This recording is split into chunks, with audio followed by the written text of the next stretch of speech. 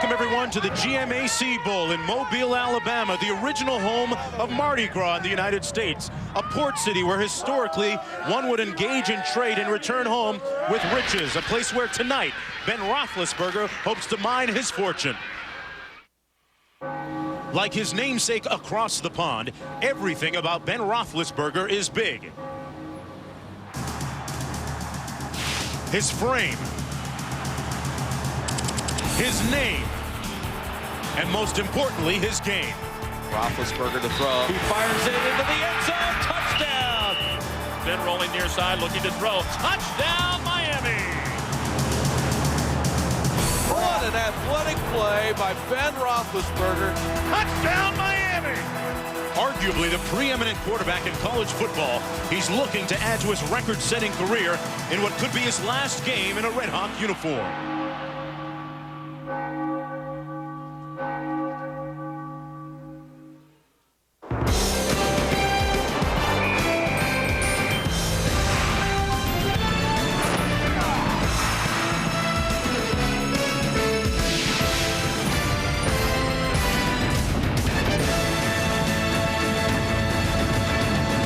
Welcome to the GMAC Bowl in Mobile, Alabama, under the lights here at Lad Peoples Stadium.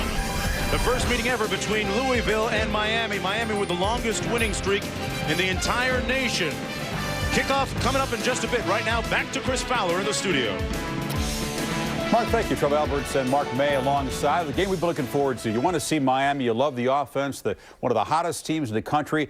It's a MAC team that was 8-0 against a Conference USA team in Louisville that was 5-3 and got worked over in this bowl game last year by Marshall out of the MAC when word was filtering down that John L. Smith was leaving. So it's a conference pride kind of game. Absolutely, Chris. I think that's what's intriguing to me about these games. We've all heard about Ben Roethlisberger, how he may go to the NFL. There's certain people sitting at this desk who are going to tell you that this game isn't even going to be close. That's the point. That's what I like. The #1 ranked team, Mark, in that conference playing the third best team in Conference USA. I argue Conference USA from top to bottom is more tough than the MAC conference. That's the whole key. How does the third place team in one conference do against clearly the best team in the MAC conference? They won't do very well. I think Miami's going to win this game and handily, and I think the key is when you look at Miami, obviously it's a quarterback in Roethlisberger, but this is an offense that spreads the ball around. They spread the wealth around their entire offense. They do a great job of that. But here's the key. The bigger picture for this game is for the MAC conference. They only send 2 teams to bowl games this year. This is a statement game, not only for Miami, Ohio, but for the entire conference. You can better believe the entire MAC conference looking on here.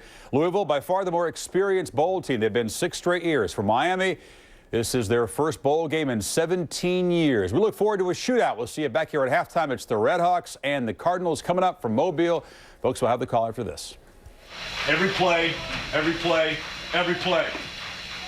Play like champions tonight because that's what you are. Show the world one more time Miami football and what it looks like. Champions again tonight. Let's go. Here we go. Let's go.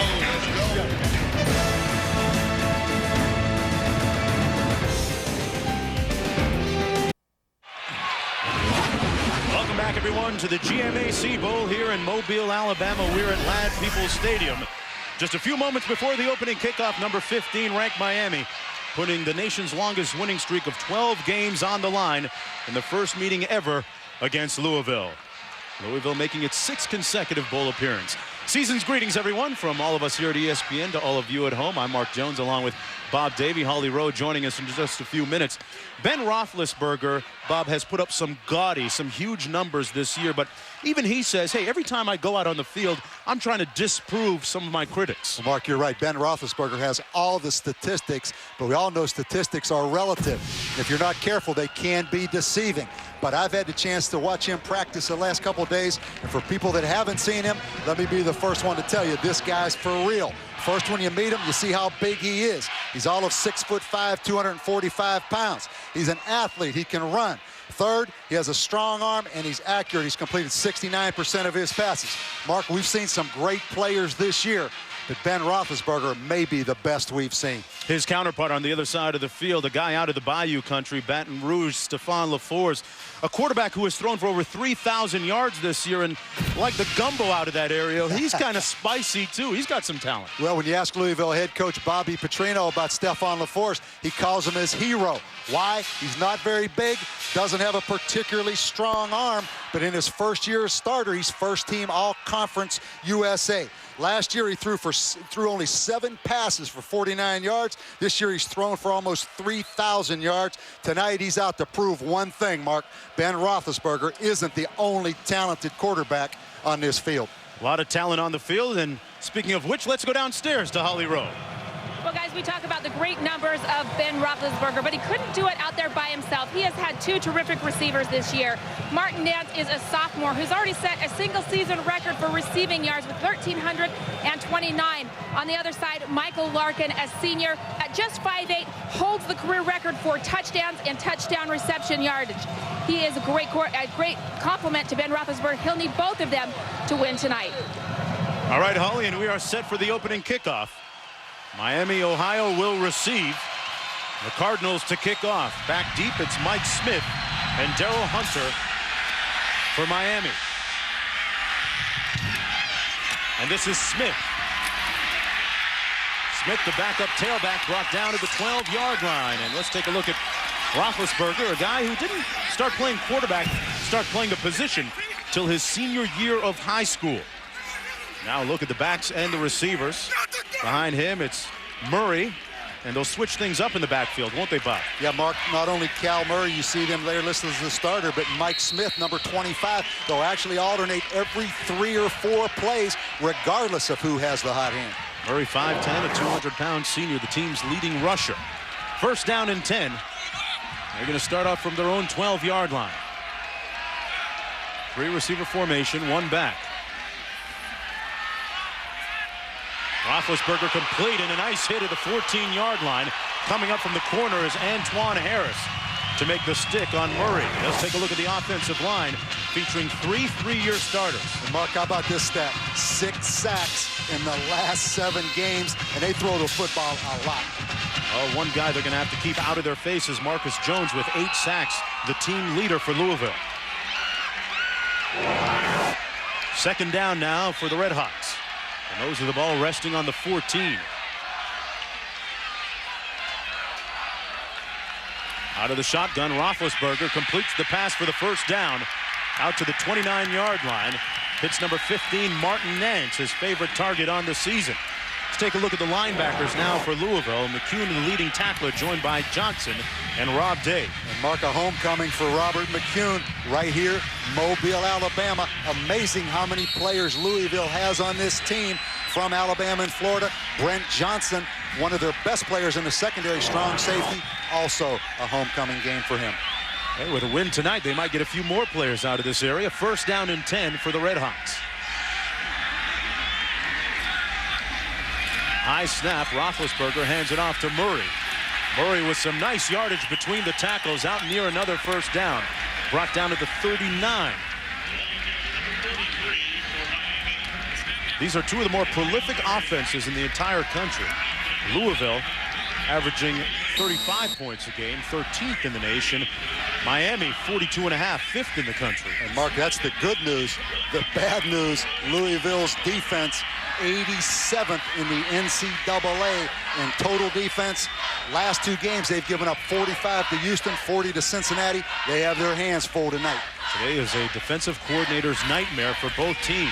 Roethlisberger on the play fake, a big play for them, and it's complete. At the 41-yard line, that's Martin Nance making his second catch of the ball game and another first down. Finally brought down by Rob Day.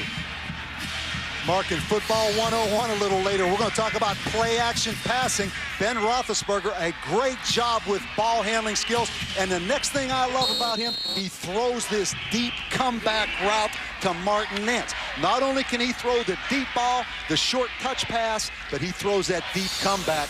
And the NFL has to love that one. They sure do. Roethlisberger closing in on yet another MAC single-season record. Just 6 more yards to make it. First down and 10. That's Smith, the backup tailback, looking like the leading man with another first down at the 27-yard line. Brett Johnson finally brings him down. A 13-yard pickup. Mark, you're going to see this over and over. It's just zone blocking. Then Mike Smith right there sees the cutback. Louisville, nobody on the backside squeezing that thing. And Miami, not a lot of plays, Mark. They hang their hat on their signature play, the zone running play, and right now you see that Louisville has their hands full trying to stop this offense. Another first down and 10 for the Red Hawks. Roethlisberger working out of the shotgun.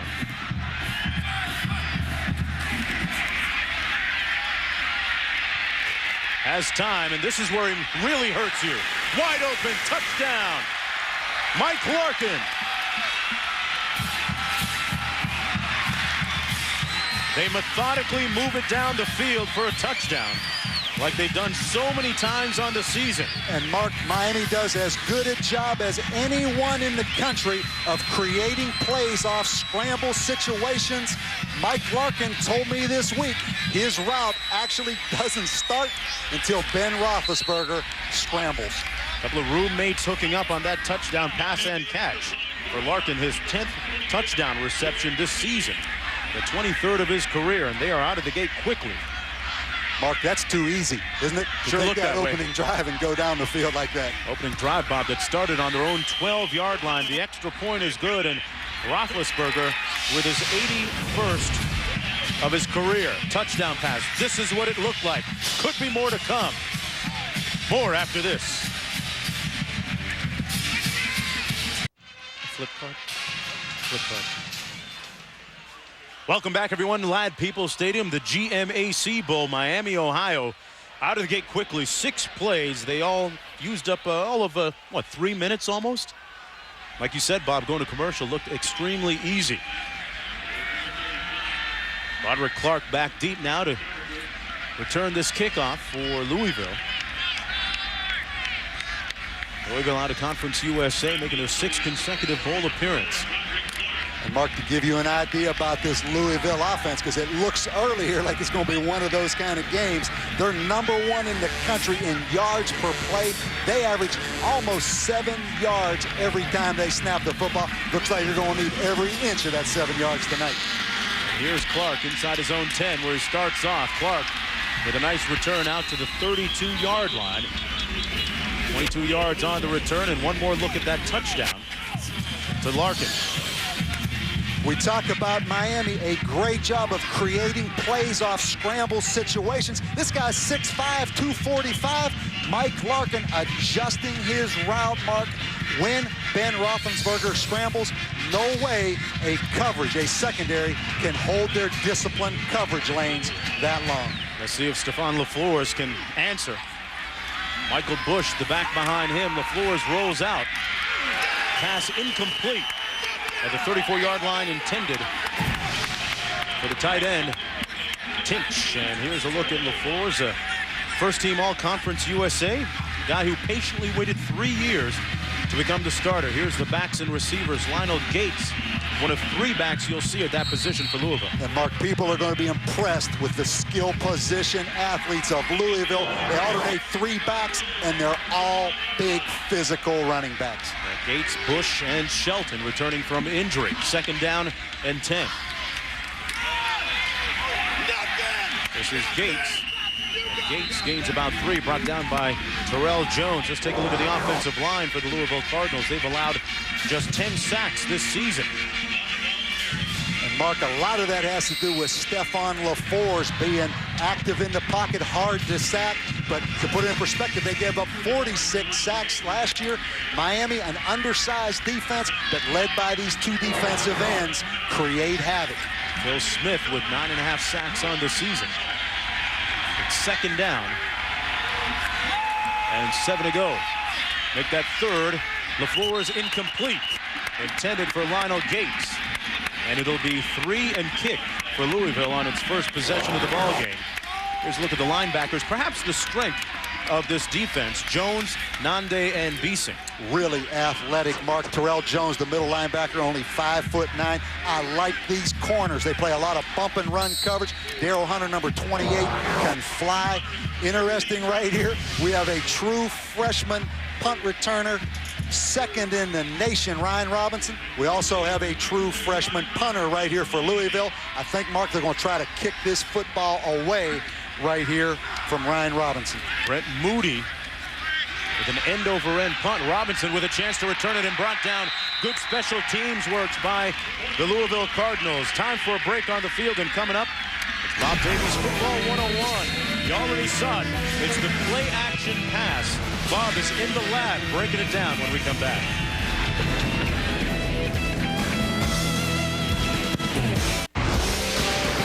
ESPN2's exclusive presentation of the 2003 GMAC Bowl, presented by GMAC Financial Services.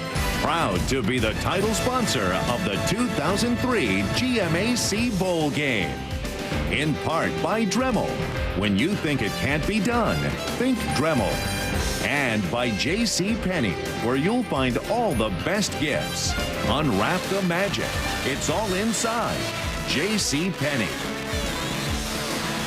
Folks, those pictures don't lie. The fireworks have begun in earnest as Ben Roethlisberger has set a MAC record for total yards in a season with 4,300, surpassing a guy you might know, Byron Leftwich. And the meter's still running. First down and 10 for Miami, Ohio. Tyler in motion. Hand it off. And a big seam for Murray. Cal Murray cuts back. And finally tackled at the 28-yard line by Brett Johnson. A huge gain on the ground for the 6-foot senior. Mark, they love the zone play, but they also love the power. Here, the second tight end is like the fullback out of a one-back set, and they pull the guard around number 74, Jacob Bell. So it's like an I formation power play, but without the fullback, it's the second tight end, and Cal Murray, wow, he just broke the ankles right there of number 25, Antoine Harris, in the open field. First down and 10. This is more than just a team that airs it out. They can run the ball well, too, as you just witnessed. Here's another play fake, and it works complete to Dan Tyler. And Tyler is inside the 10. It's going to be first and goal. Play action pass. Here's Bob Davie on Football 101. Miami has one of the best play-action passing games in all of college football. First, they do it on running downs with running personnel in the game, here out of a 2 tight end set. Second, Ben Roethlisberger is a great ball handler and really sells the run with his ball fakes. This play-action freezes the safety and forces him to respect the run. When he realizes it's pass, it's too late, and the wide receiver is in behind him. Mark, we just saw another form of the play action, the misdirection, using the tight end in the flat.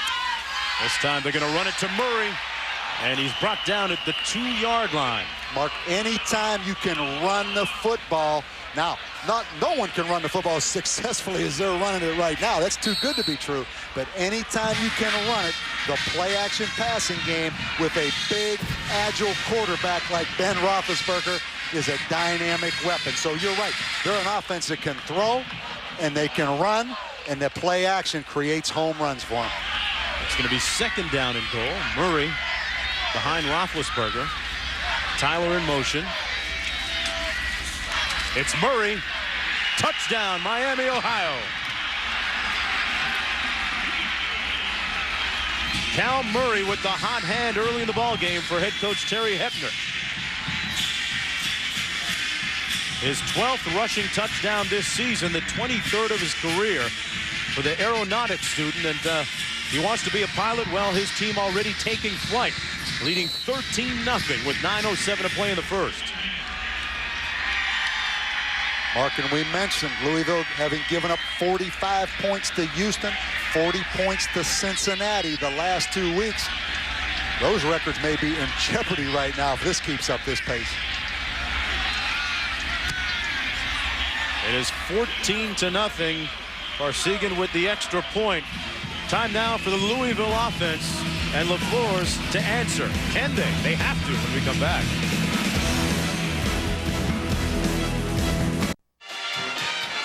Take a good look at number 7 for Miami, guys, in the white uniform, because this might be the last time you see him play in college football. Roethlisberger contemplating a move to the next level, professional football in the NFL. Once again, leading his team downfield to the score. They lead 14-0. Murray with a couple of big plays, including the touchdown run. And now you have to think, Bob, that Louisville has to put some kind of response together, even if it's just moving the ball. Yeah, you're right. I mean, they've only had the ball 3 plays and it was 3 and out. But Bobby Petrino came into this game thinking they could run the football on Miami. Amazingly, he looks at the MAC conference like it's a finesse league, and there are a lot of spread offenses. He didn't feel like Miami had played against a physical offense since the Iowa game. The problem is they're down 14-0, and it's hard to be patient when you're down 14-0. But let's go back and take a look at the play that set up the touchdown for Miami. We talked about on Football 101 the deep play action where you freeze the safety, and you saw Ben Roethlisberger throw the ball in behind the safety. Here they work on the linebackers with the play action, simply throw the football out in the flat to Dan Tyler, and he's wide open. So one form of play action, Mark, play action, throw the ball down the field. Another form of play action, misdirection, hit the tight end on the flat with more of a rollout action by Ben Roethlisberger. But what you like, he can do it all, and he's committed to great play action faking. Got something else for you, Bob. I've just been told that they may have done that. Roethlisberger may have done that without the aid of enhanced communication. We've been told that the Miami headsets are malfunctioning. They are not working, so that means that Louisville cannot use theirs. Well, it kind of shows you how overrated coaching is, maybe. Are you sure you want to say that? And if I'm Miami right now, keep the headsets out. It cannot get any better than it is right now. So let Ben Roethlisberger let it rip. Terry Heppner is the MAC Coach of the Year, the 5th-year head coach of Miami, Ohio. And he says that Coach of the Year award is really a misnomer. He credits his entire staff, and especially Shane Montgomery, his offensive coordinator, who has done terrific work with his quarterback. And meanwhile, his counterpart on the other side of the field, first-year head coach Bobby Petrino. His 9 wins were the most ever by a first-year head coach in school history at Louisville. And Louisville, meanwhile, playing in its 6th consecutive bowl game. And should have a lot of motivation. It doesn't look like it right now, but I think this football team was ready to play, Mark. Last year they got embarrassed by Marshall in this bowl game. They come in as a 14-point underdog. They thought that was a slap in the face, coming in here representing Conference USA against the MAC. So all the time for talking and all that pregame motivation's over. They need to come down the field at least to keep the football away from Miami's offense. See what Robert Clark can do with it from his own 7. Clark has an alley. And Clark with a great return out to the 40-yard line, but there's a couple of flags down in the field at the 15-yard line and also at the 25-yard line on that 34-yard return by Clark. And Mark, obviously we're going to get a block in the back right here by Louisville. So now they're going to be faced with obviously poor field position here. This one going against the Cardinals.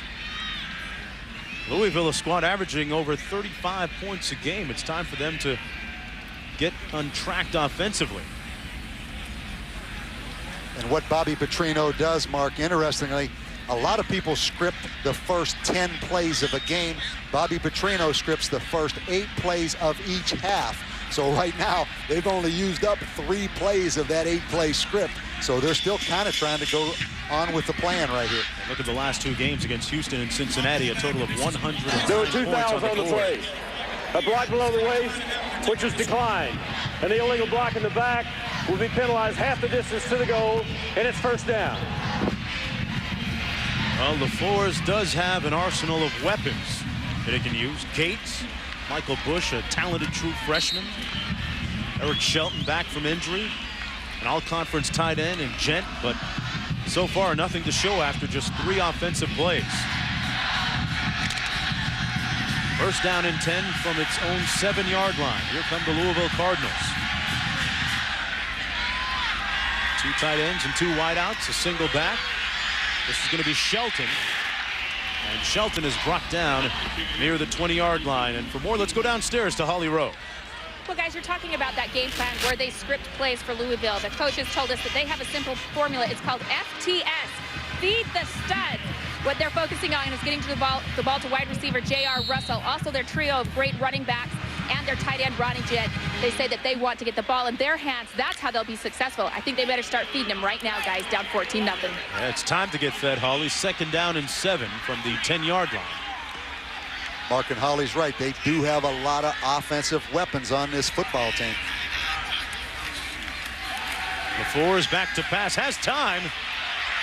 And he can also make something out of nothing. LaFleurs with a first down out to the 28-yard line.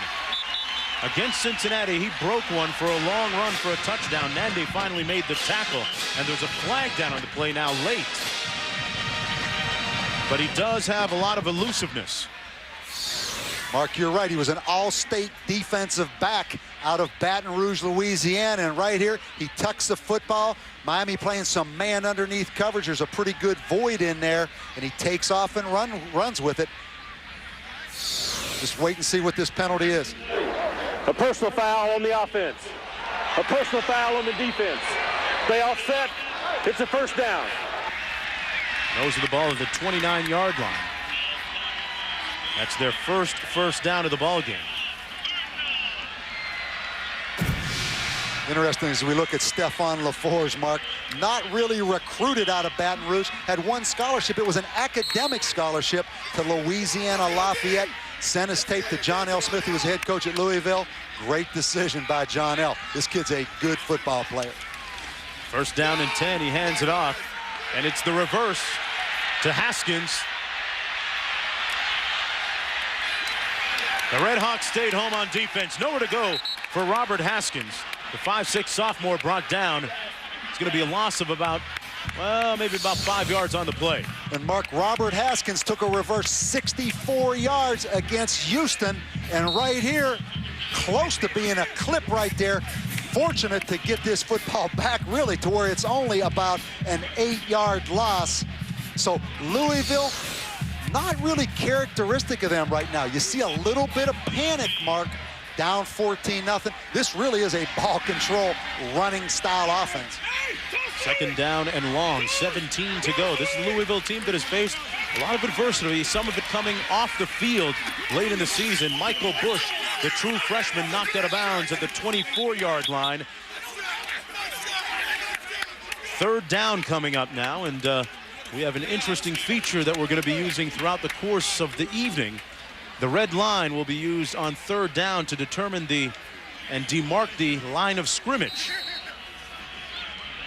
Going to highlight the line of scrimmage in red. This will give you an opportunity to keep the line in focus throughout the play as quarterbacks roll out of the pocket when plays develop well behind the line of scrimmage, and to better appreciate who's winning the battle up front. And Mark, something else I think you'll see how the defensive linemen crowd that line of scrimmage, and those offensive linemen are back off that ball a little bit, trying to create space for pass protection.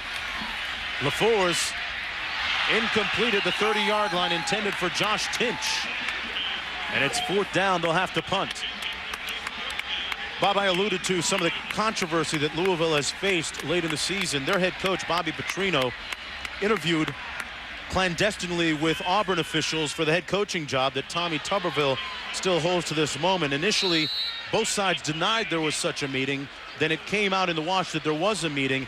He came back to his team, tried to win back their confidence. They did respond with a win subsequently against Cincinnati.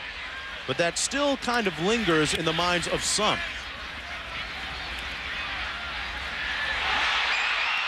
Moody on the punt. And it's fielded at the 38-yard line. Mark, I think we would get a call here against Louisville for interfering with the punt returner. Or it may have been an illegal fair catch signal by the punt returner, Ryan Robinson.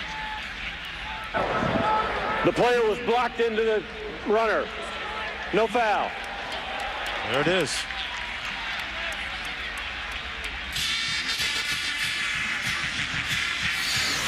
We're going to get a chance to see this right here. Ryan Robinson signals for the fair catch.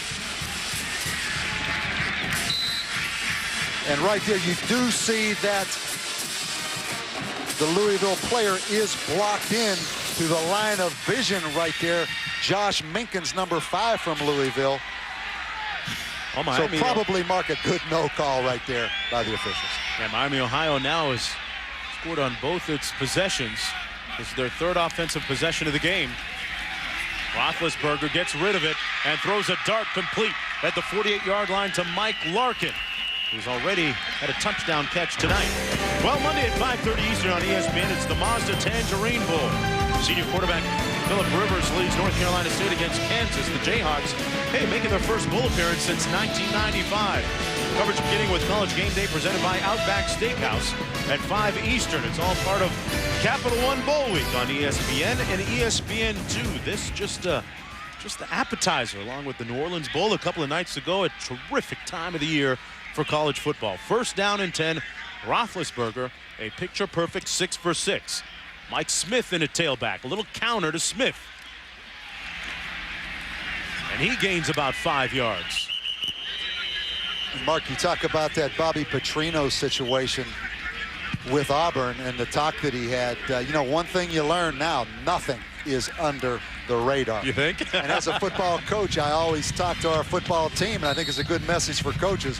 Whatever you do, you're accountable for your actions, and you better envision it being on the front sports page of USA Today tomorrow, or Sports Center tonight, or the internet immediately. So obviously it was a mistake was made.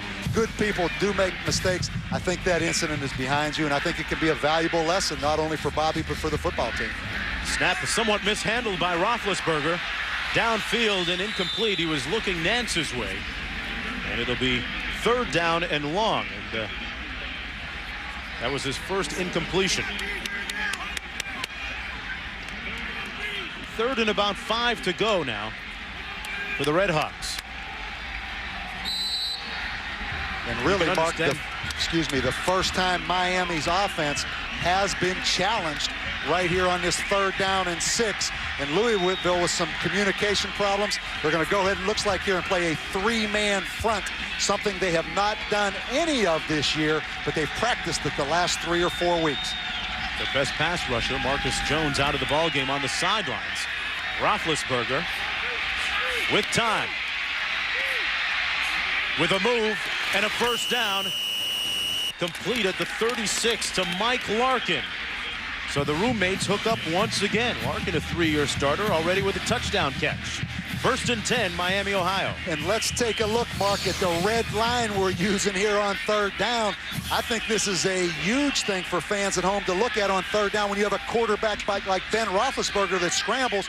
Here you see him scramble towards the line of scrimmage. He stays alive, obviously behind the line of scrimmage. But once again, Mike Larkin, after the play breaks down, really kind of a controlled, coached scramble situation again.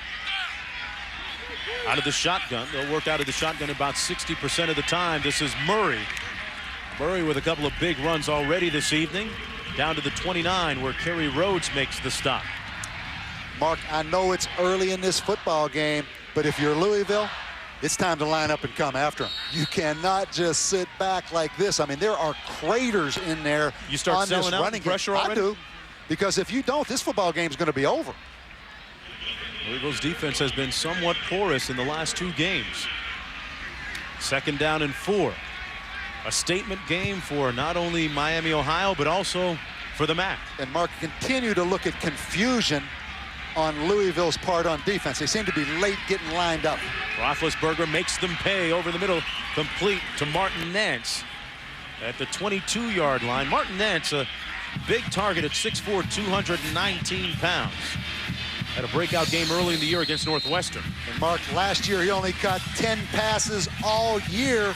This is his 82nd catch this year, so a breakout season for Martin Nance. And you mentioned it, 6'4", 190 pounds. He's a great-looking athlete. 1st down and 10. Mike Smith in a tailback. Louisville looking for answers defensively. This is Smith. Smith down to the 11-yard line, brought down once again by Kerry Rhodes. We've seen a steady diet now of Murray and Smith in the backfield. Smith, a touchdown machine, who almost transferred to Youngstown State at the end of last year to be closer to his ailing mother, but decided to come back, and he was welcomed back with open arms by Coach Hepner and the rest of his staff. And Mark, players step up. We mentioned a second ago Martin Nance with only 10 catches this year, 82. Michael Smith only 68 yards last year, about 730 yards this year. So you've had players step up for Miami. 1st down and 10. Roethlisberger into the end zone. Touchdown, Nance. More of the same. Nance, Roethlisberger, Larkin, Murray, and it's all good for the Red Hawks. Oxford, Ohio, and Miami are in the house. And some people, the only question about Ben Roethlisberger has been the quickness of his release right here. I think he unloads this football on the snap. So anybody that's saying Ben Roethlisberger doesn't have a very quick release, Mark, I don't think that's accurate, because he unloaded that football on that slant right there. Folks, you can believe the hype, because it's not hype. Roethlisberger already with a couple of touchdown passes tonight, adding to his gaudy numbers. The extra point is good. The Red Hawks lead 21-0. And let's go downstairs to... Actually, we're going to stay right here. And coming up next, we'll tell you why Roethlisberger came to Miami and what role Marshall's Chad Pennington had in that decision. More on that when we come back.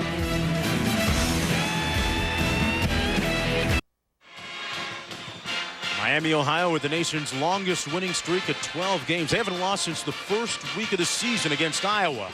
21-0 in this overhead view of Mobile, Alabama and Lad People Stadium, courtesy of the Saturn Lightship. Keep your eye on the sky when Saturn Lightship visits a major event near you. And Bob, I think you and I should have went up in that thing for a little spin. We were invited. Hindsight. You weren't saying that today when we received the invitation to go up in that balloon. But Mark, you talk about national television, why there's parity in college football. Another reason, this is Miami's 10th game on television this year, 5th nationally televised game, and they're a MAC school. Another reason for parity, everybody's on television. Clark brought down to the 13. Let's go downstairs to Holly Rowe. Guys, we are here with Eric Feldstein, the president and chairman of GMAC. And Eric, why is it important for GMAC to be involved in an event like this? GMAC is thrilled to sponsor this event. It's great football, it's great fun. But for GMAC, this has become much more than just a football game. This has become our community outreach program. We've invited 2,500 young kids as our guests, GMAC guests, to this event. It's extended into summer camps for fatherless kids. We offer some of these boys scholarships, learning centers during the year. This is our way of giving something back to the community. I know that you've extended your agreement until 2006, and we'll get it back upstairs in a minute, but why is it important for you to continue that involvement in college football? Well, again, this is our way of giving something back. We are committed till 2006. I should thank the city of Mobile for their hospitality. It's great to be here. Thank you, Mobile, for letting us put our name on your bowl. It's been great. We're proud to be a part of it. All right, thanks very much. Eric Feldstein, chairman and president of GMAC, with his sons, Max and Sam. Thank you, Holly. Yeah, thanks a lot, Holly. You know, they have done some wonderful things here in Mobile with this bone. Some of the scholarships that they've given out to young children here. A wonderfully magnanimous gesture. First down and 10 after the nice run by Gates. Screen pass. Gates again out near the 40-yard line. Actually, that's Smith who's in the ball game. So we've seen 4 different backs for the Cardinals now touch the ball with 2:50 to go in the first period. But still no points on the board for the Cardinals. Mark, getting back to Holly's interview there, you know, everybody wants to beat up the BCS system. Everybody says there's too many bowls, we should have a playoff. All you have to do is come to a city like Mobile, see how this city embraces this whole bowl festivity week. I don't think there's too many bowl games. I think this is great for this community and great for these two teams, or maybe one of these teams so far in this game. Yeah, well said, and that was Lionel Gates out to the 42-yard line. It'll be 3rd down and short for Louisville. A wonderful banquet they had a couple of days ago, about 3,000 people attending. Exactly, good time Mark, meeting the mayor. And the reality, if there was a playoff system, these two teams wouldn't be here. Maybe Miami of Ohio would be here, but all you have to do is also look at the New Orleans Bowl the other night when Memphis won that football game. The look on those fans' faces and those players' faces, you'd have thought they won a national championship. So I think it's good to spread it around. And it's a great start on next year. LaFleur's will be back next year for the Cardinals. And a first down run by LaFleur's. And a flag at midfield thrown late on the play. Stephon LaFleur's is very impressive running the football. Led the conference in total yards per game. That's going to be against Miami. Attack some more yardage on. First-year starter trying to bring his team back into this contest, trailing by 3 touchdowns. And Mark trying to do it with Grabbing his the face legs. mask by the defense. 5 yards, first down. We're going to get a chance right here to look at the face mask. Almost looked like a little bit of simultaneous face mask as Stephon LaForce used the stiff arm, but they got Alfonso Hodge, number 9, on the call. First down and 10 as a result at the 44-yard line. This is their best field position of the night. Michael Bush now in at running back. And this is Bush, Kentucky's Mr. Football last year, the true freshman, down to the 39-yard line.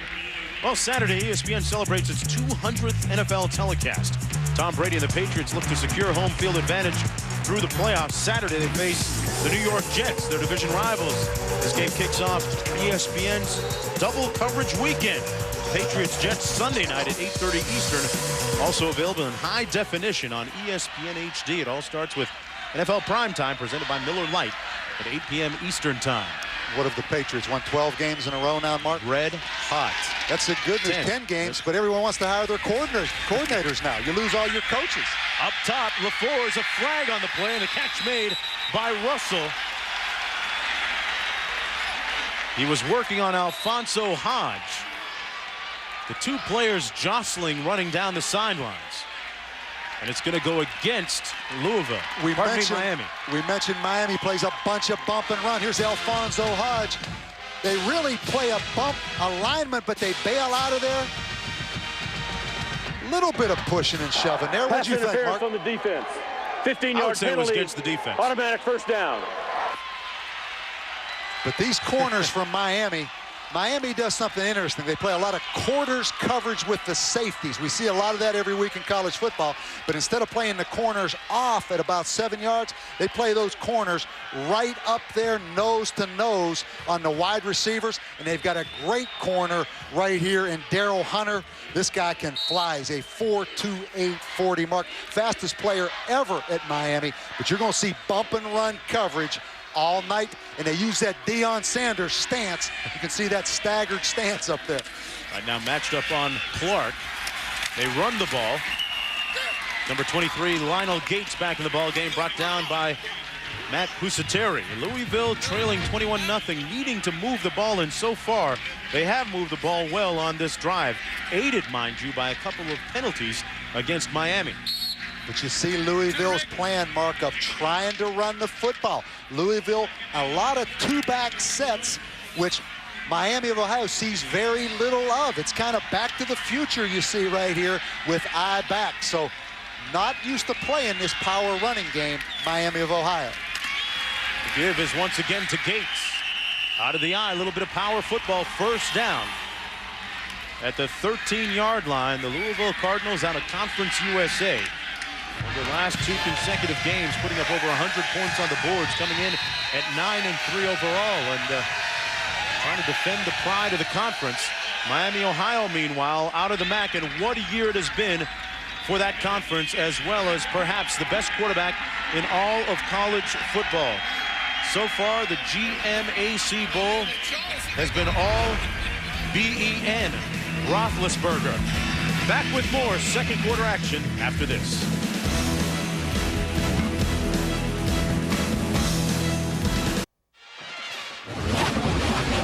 Welcome back, everyone, to Mobile, Alabama, and Lad Peoples Stadium in the port city of Mobile. And right now, Miami, Ohio, leading 21-0 as we get ready for the start of the second period. And a beautiful portrait of success being painted so far by the Red Hawks. And got a couple of artists doing their thing on the sidelines, too. It'll be first down and 10 for Louisville, though, from the Red Hawks' 13-yard line. And at a time when they needed to respond by moving the ball offensively, Bob, they've done just that here. They have, Mark. In first quarter statistics, Miami with 226 yards total offense to Louisville's 73. But Louisville is running the football a little bit, which means play action pass becomes a factor now. Haven't heard offensively from Gent. And here he is, the big all-conference tight end, all the way down to the 1-yard line. His first reception of the ball game, Gent, who has made all-conference in 4 consecutive seasons, although his numbers have been a little bit subpar this year. And Mark, this is a good-looking tight end. As we look at Louisville's play action right here, it looks like run, and then you're going to see the tight end work his way back out to the flat right here, Ronnie Gent. He's had some injuries, some knee problems, but this is a big, talented guy. Fought back from 2 different surgical procedures, giving his team first down and goal right here. Louisville trying to punch it in. Coming up short, Lionel Gates. And it'll be second down and goal. Charge led by John Glavin up front for the Redhawks. And this Miami defense, Mark, #1 in the MAC conference in all categories. So you talk about balanced offenses sometimes. This is a balanced defense. It's hard to be #1 in every single category. 10th play of the drive coming up. Once again, touchdown. This time Gates gets in. And the Cardinals are on the board.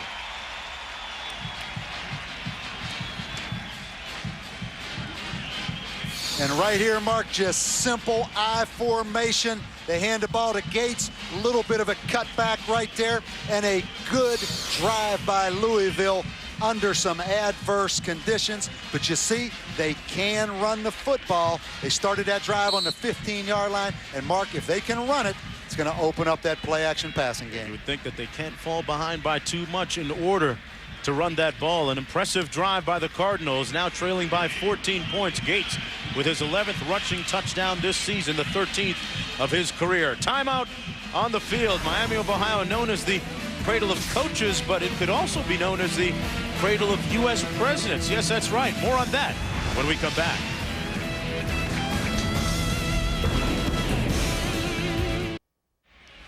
Louisville proving to be up to the challenge, responding with a touchdown, trailing by 14 points right now. And Lionel Gates was the key contributor with the 1-yard touchdown run, 8 rushes, 2 passes on that drive, using a little over 4 minutes on the clock. Louisville, with 8 seniors in the lineup today, are graduating actually tonight. Their class walking tonight at 6:30 local time, so that underway. These guys trying to matriculate in another sense. And here's the kick. One coming up a little bit short. It's Smith. And Smith is brought down near the 20-yard line. Well, Miami has long been known as the cradle of coaches. Some of the great coaches in football history have served at Miami, Ohio, and Oxford. Paul Brown played there in 1928, 29. Wee Bubank. Woody Hayes was a head coach, 49 to 50. Bo Schembechler played there 49 to 50 before becoming the head coach from 63 to 68. And Eric Parsegian was a player and assistant coach before taking over the helm from 51 to 55. And there's a look at some of the greats in football, period. And we had a chance to see Bo Schembechler this morning. Crashed our production meeting. Telling us about playing in the Salad Bowl back in Phoenix, Arizona, when he was an offensive tackle. Yeah, defeating Arizona State. And here's Roethlisberger on the run. Well, Miami, Ohio also has a history of influencing the development of a U.S. president. Yes, Marvin Monk Pierce played football at Miami of Ohio from 1913 to 1950. There he is. He was the father of Barbara Pierce Bush and the grandfather of current president George W. Bush. Pierce was a 4-sport standout at Miami: football, basketball, baseball, and tennis. Well-rounded. Yeah, he was inducted into the Miami Hall of Fame in 1972. We got to get to Oxford, Mississippi, Oxford, Ohio a little bit more. Second down and 4. They're excited now with their team leading 21-7, but a big defensive play on Murray made by Rob Day. Mark, that is the first time tonight that we've seen Louisville stay at home on that backside cutback play. And Rod Day right there, 6'1", 220-pound senior, stepped up and made a play. They've got another opportunity right here, 3rd down and 7, to try to get off the field. This time it looks like they're going with a 4-man rush, Mark. Roethlisberger for the first time facing a little bit of adversity in this ball game. And we have a flag down on the far side of the field at the 40. Dead foul, delay of game on the offense. Penalty is 5 yards, still third down.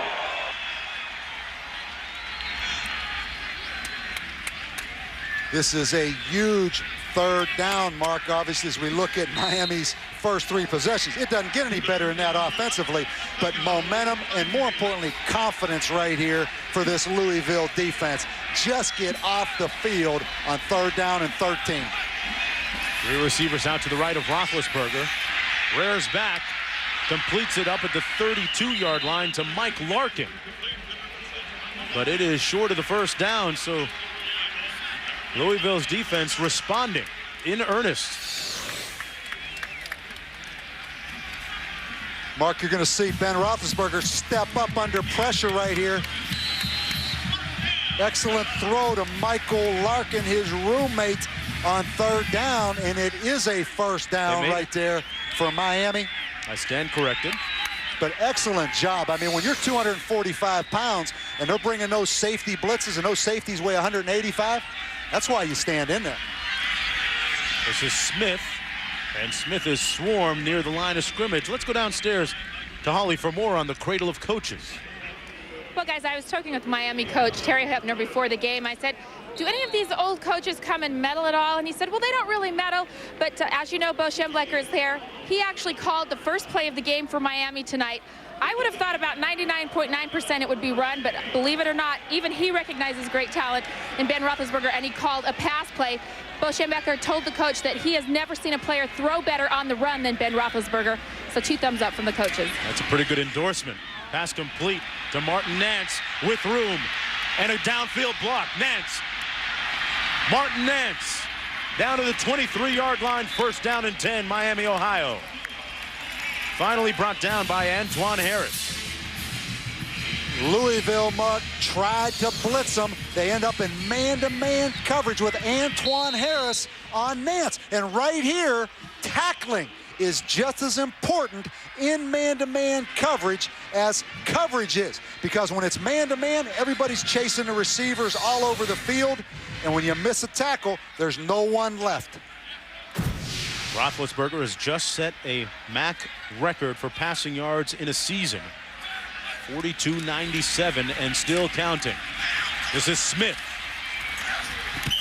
Wrested out of bounds at the 15-yard line. And Ben Roethlisberger was recruited by some of the big schools in the central part of the country, a couple of Big Ten schools, but he decided to go to Miami, Ohio for several different reasons.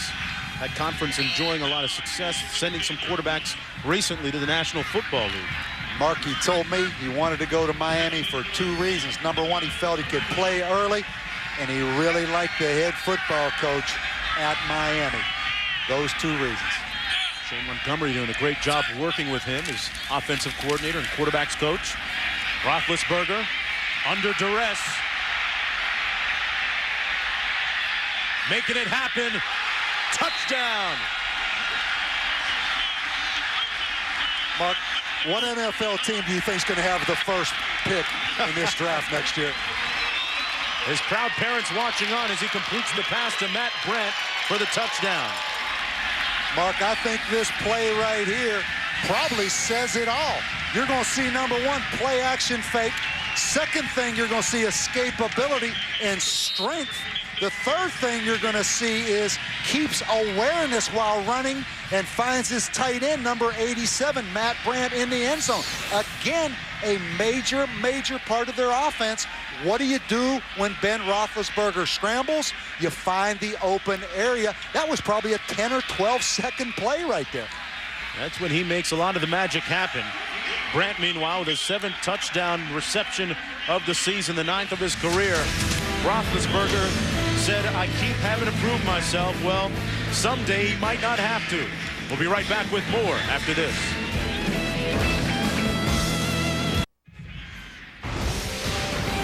ESPN2's exclusive presentation of the 2003 GMAC Bowl.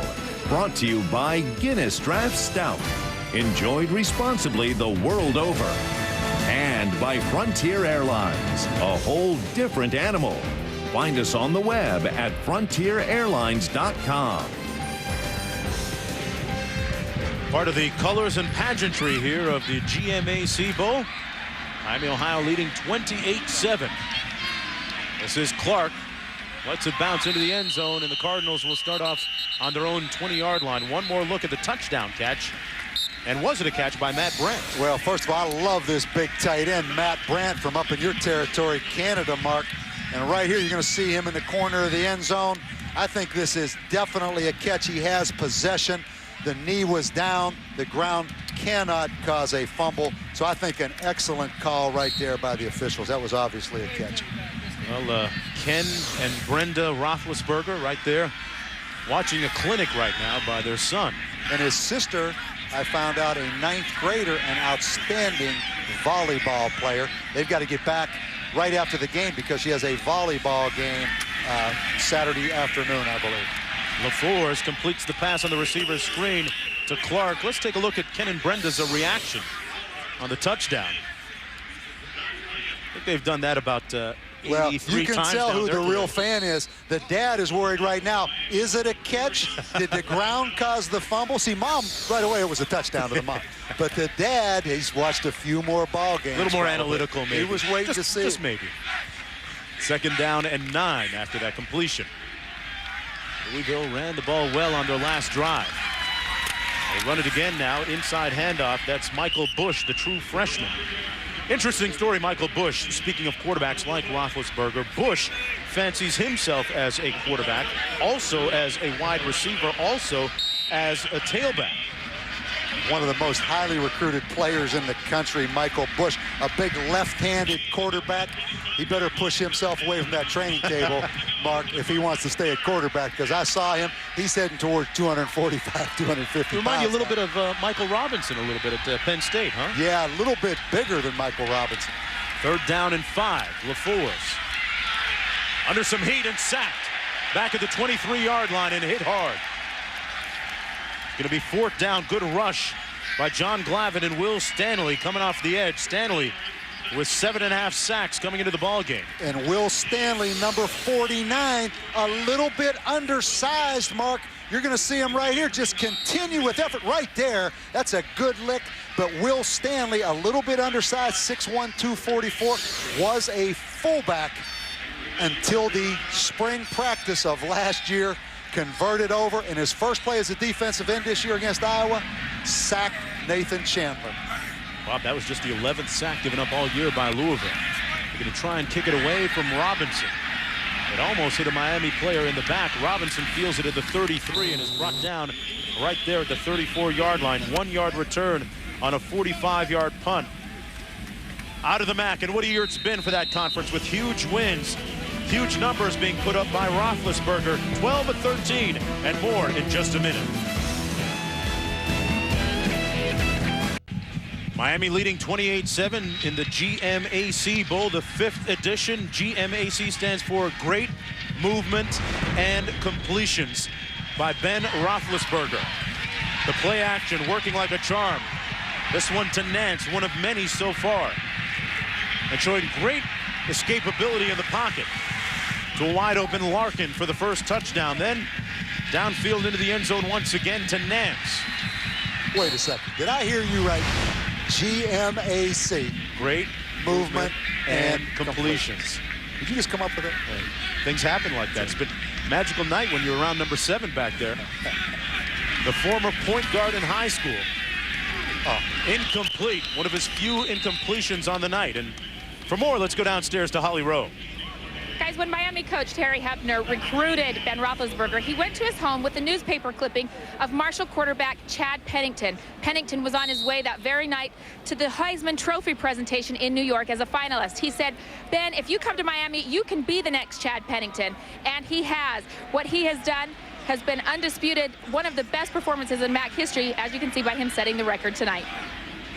Now, this guy is impressive big time. 2nd down and 10. Murray slips down, trying to make a cut at the 38-yard line, and Roethlisberger in some very impressive company.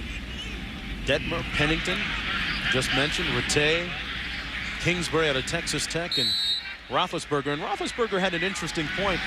brought it up to me in the lobby of the hotel earlier today. He says, you know, people think we're Texas Tech. We just sling the ball and throw. We're not like that. We're a little bit more balanced. I agree, Mark, and you love his ball handling, ball skill capabilities. You know, he was a point guard in basketball, a shortstop in baseball, so he's not a big guy that was a power forward and a first baseman. This guy's an athletic guy, and that's what I love about him. Grew 4 inches and put on 40 pounds since coming to Miami. Murray got to the edge and a flag down at the 48-yard line. He was collared there. That time they used Roethlisberger on the option. So another different look from the quarterback. Well, Mark, if any NFL teams are thinking about putting a little speed or zone option in, this is another part of the package right here of Ben Roethlisberger. You're going to see them come down the line right here, pitch the football, takes it to the defensive end. Unnecessary rushing from the defense, hitting a player out of bounds. 15-yard penalty and an automatic first down. Looks like it was Marcus Jones, number 56, the perpetrator. And Mark, you see him audibilizing right there. He got the look. They were in man-to-man coverage with a soft corner, pitched the football out, and Marcus Jones obviously with a frustration penalty over on that sidelines. Moves the ball all the way down to the 36-yard line. 7:25 to go in the first half. Miami in control. Roethlisberger complete to Nance at the 26-yard line. And speaking of great quarterbacks, Phillip Rivers in North Carolina State. The Wolfpack take on Kansas Monday at 5:30 Eastern on ESPN in the Mazda Tangerine Bowl. Coverage beginning with College Game Day presented by Outback Steakhouse at 5 p.m. Eastern. It's all part of Capital One Bowl Week on ESPN and ESPN2. And Mark, Louisville, this game, obviously, if it's not out of hand already, can get out of hand quickly here. But a huge game because 15 players from Alabama, 26 for Florida. It's not just about this game. It's about recruiting down here. Roethlisberger going up top into the end zone. Touchdown.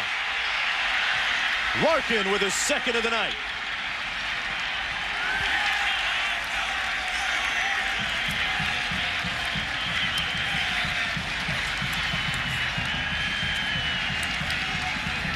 That time he victimized Josh Minkins.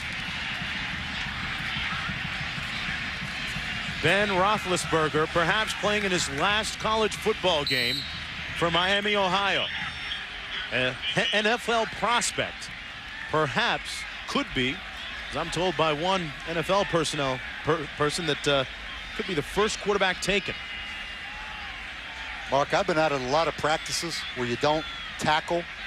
I think Louisville still thinks it's practice and it's kind of a pass skeleton drill. And not to be sarcastic, but this is not very good defense we're seeing right now. Well, today's Aflac trivia question. The GMAC Bowl breaks a streak of 16 years without going to a bowl game for Miami. What team broke a longer bowl drought this season? Ponder that.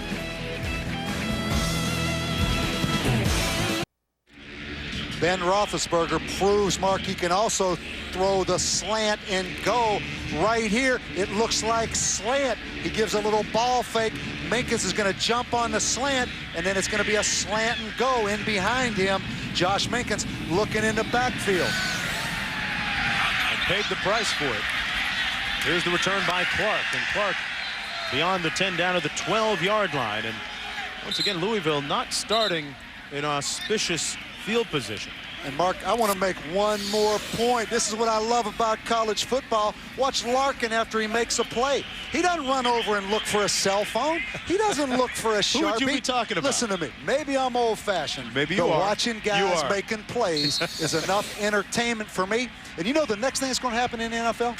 They ought to charge those guys for advertising during the game, because all it is self-promotion. They should make those NFL guys pay for advertising. Because all they're doing, they're selling their own product. I'm going to pick that up with you in just a minute. I got something to say, too. This is Gates, a gain of about 3 yards. And, of course, one form is more about sportsmanship, perhaps, here, as opposed to maybe entertainment in the professional ranks. Of course, it would be a little more entertaining if Louisville... for them, let me just finish this. I got no problem with the cell phone. I think I'm talking to Michael Irvin right now with where you're coming from. I got no problem with the cell phone. Let me say this. What happens between those white lines, guys making plays, isn't that enough entertainment?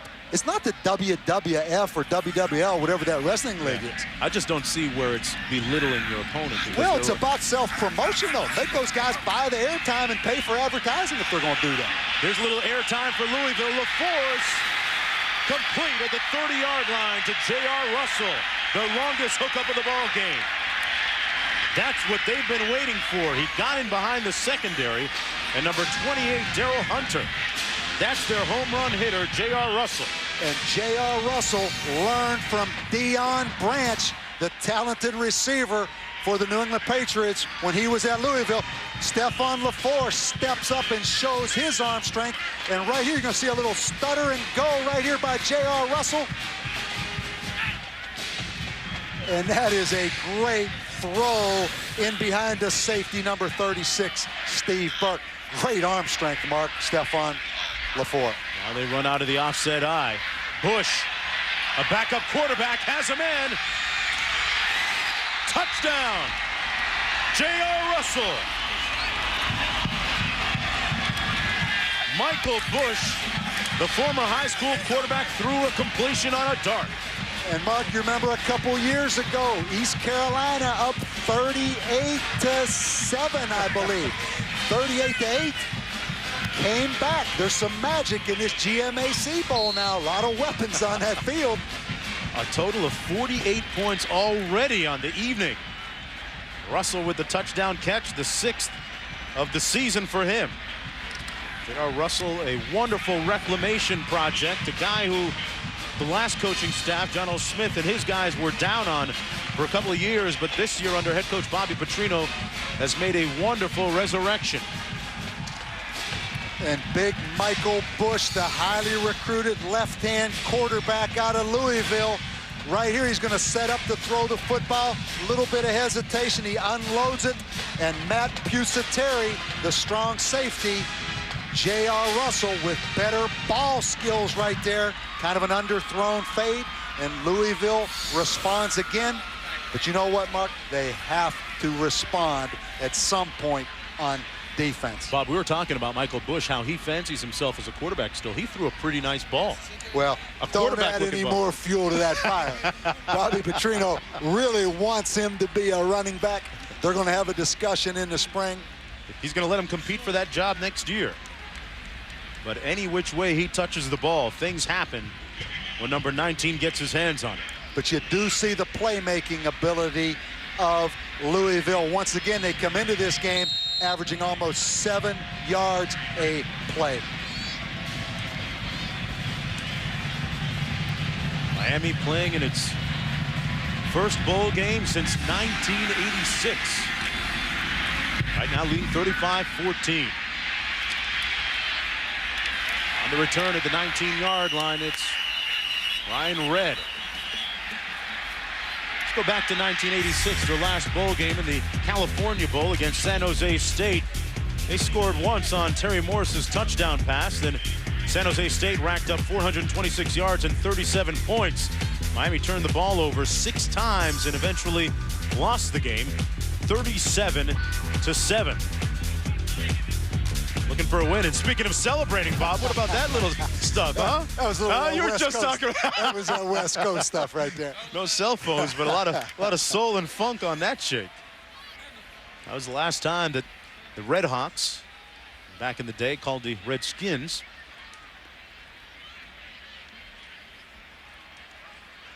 and that's going to be against Miami. Terry Hepner, the MAC Conference Coach of the Year, and his philosophy, an old Bear Bryant philosophy: have a plan, work the plan, and plan for the unexpected. And one of their goals After the play, this year, unnecessary roughness on the receiving team. The penalty is half the distance to the goal, and it's first down. Bob, one of their goals this year, actually a couple of them, was 1, to win the MAC, and 2, play 14 games. And that's what they've done here this season. Well, it's been an incredible season to run off 12 straight wins after losing to Iowa on the road in the first football game. And they are a good football team, Mark, no question about it. Back against Conference USA and a fumble on the snap. Roethlisberger falls back on the loose ball. And back to our Aflac trivia question. The GMAC Bowl, the GMAC Bowl breaks a streak of 16 years without going to a bowl game for Miami. What team broke a longer bowl drought this season, Bob? I got to admit, I came up dry in this one. In the production meeting, Bo Garrett, our producer, refused to give us the answer. Did you know it? Memphis. I knew it. I knew it. 31? In fact, we were sitting out having dinner the other evening watching that Memphis game. And when Memphis beat North Texas in the New Orleans Bowl in that big celebration when they carried Tommy West off the field, I think that's their first bowl win in 20 years. Roethlisberger going up top, complete to the 25, out to the 30-yard line. His go-to guy, Martin Nance, working on Josh Minkins. And they're going to move the ball out near the 30. And a first down for the Redhawks. We're going to see Nance again right here. A little stutter corner move. Completely turns Josh Minkins, number 5, around. Now Josh Minkins playing off. And really, it's just stealing right there on those short routes by Martin Nance. Bob, he was so far off, and it was like Nance had the flu. He didn't want to get near him. And speaking of the flu, that's something that some Louisville players, about a couple dozen, have been stricken with this week. Roethlisberger on the run. And brought down at the 29-yard line, brought down hard by Robert McCoon, a local product from Mobile, Alabama. The top tackler on that defensive unit for the Cardinals. You're going to see the closing speed right here of Robert McCoon. Keep in mind, this is 6'5", 245 pounds right here, scrambling with that football. And here comes McCoon right there. Great closing speed. Number 1 tackler on the team, Mark, from right here in Mobile, Alabama. Yeah, great story, Bob. 23 years old, served in the military for a few years in Korea and Kuwait. Mike Smith now in at tailback. Louisville coming with the blitz, Mark, right here. Smith over the left side, brought down to the 32 by Brett Johnson. We're here at Ladd Peoples Stadium in Mobile, Alabama, the port city. Number 15 in Miami, Ohio, leading Louisville right now in the GMAC Bowl. I'm Mark Jones, along with Bob Davey. Holly Rowe down to the field, and season's greetings from all of us at ESPN to all of you at home. And what a season it's been for Ben Roethlisberger. They lost their first game of the season against Iowa. He had 4 interceptions in that game. Only 2 of them were really his fault, but since that point, he has been picture perfect. 3rd down and 9 now for the Redhawks. Here's the play action. Great move on McCoon. And a completion to Nance at the 43. Wow, those two, that duo, unstoppable right now. Mark, when do you ever see on 3rd down and 9 play action pass on 3rd and 9? They fake the run, but this guy is so good on the run, and the misdirection causes the defense tough angles to cover. That's a great throw and catch right there. Great concentration again by Martin Nance, but play action on 3rd and 9 shows you how much confidence they have in him throwing on the run. 1st down and 10. Handed off to Smith, and Smith is brought down at the line of scrimmage at the 42 by Brett Johnson. Downstairs to Holly.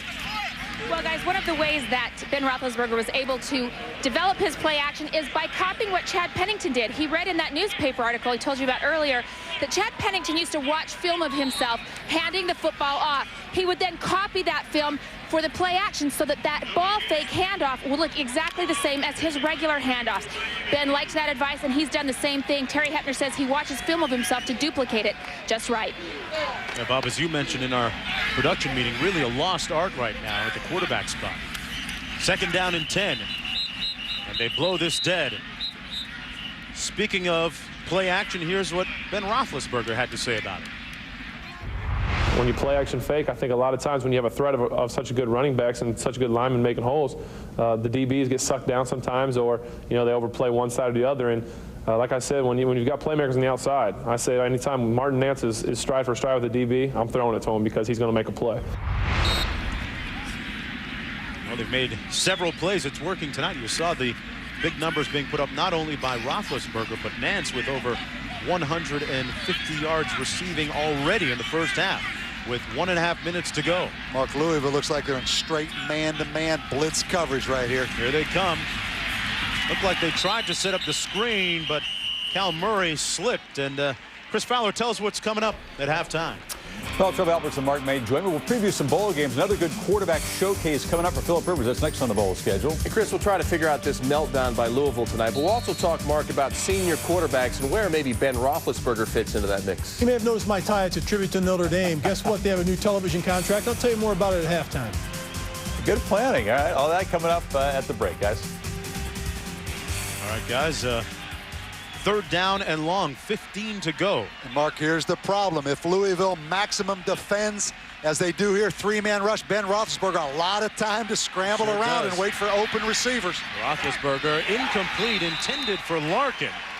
And they'll have to punt for one of the few times tonight. Antoine Harris, number 25, closing quickly from his corner spot. It's 4th and 15. And now the loneliest guy on the field. They're not bringing the punter in.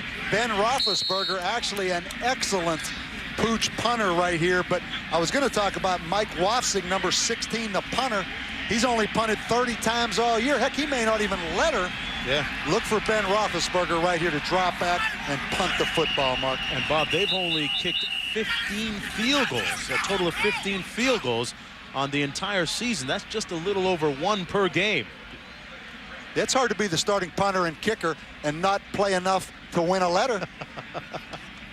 That's what happens when you have a real star at quarterback. We'll be back with more right after this. There's a look at the aforementioned punter, Mike Wofsig. And, Bob, that guy's uniform hasn't been washed all year. Well, his It's uniform's white, and I saw him yawning. But you know what? It's tough being the punter when you play for Miami of Ohio. We mentioned that Roethlisberger has pooch punted on several occasions. And they've only punted 7 times, Mark, in the last 5 games. First time tonight. Here he is with the pooch punt. And a pretty good looking one. They're going to down it inside the 5. He throws touchdown passes. And he punts for more. Let's go downstairs to Holly Rowe.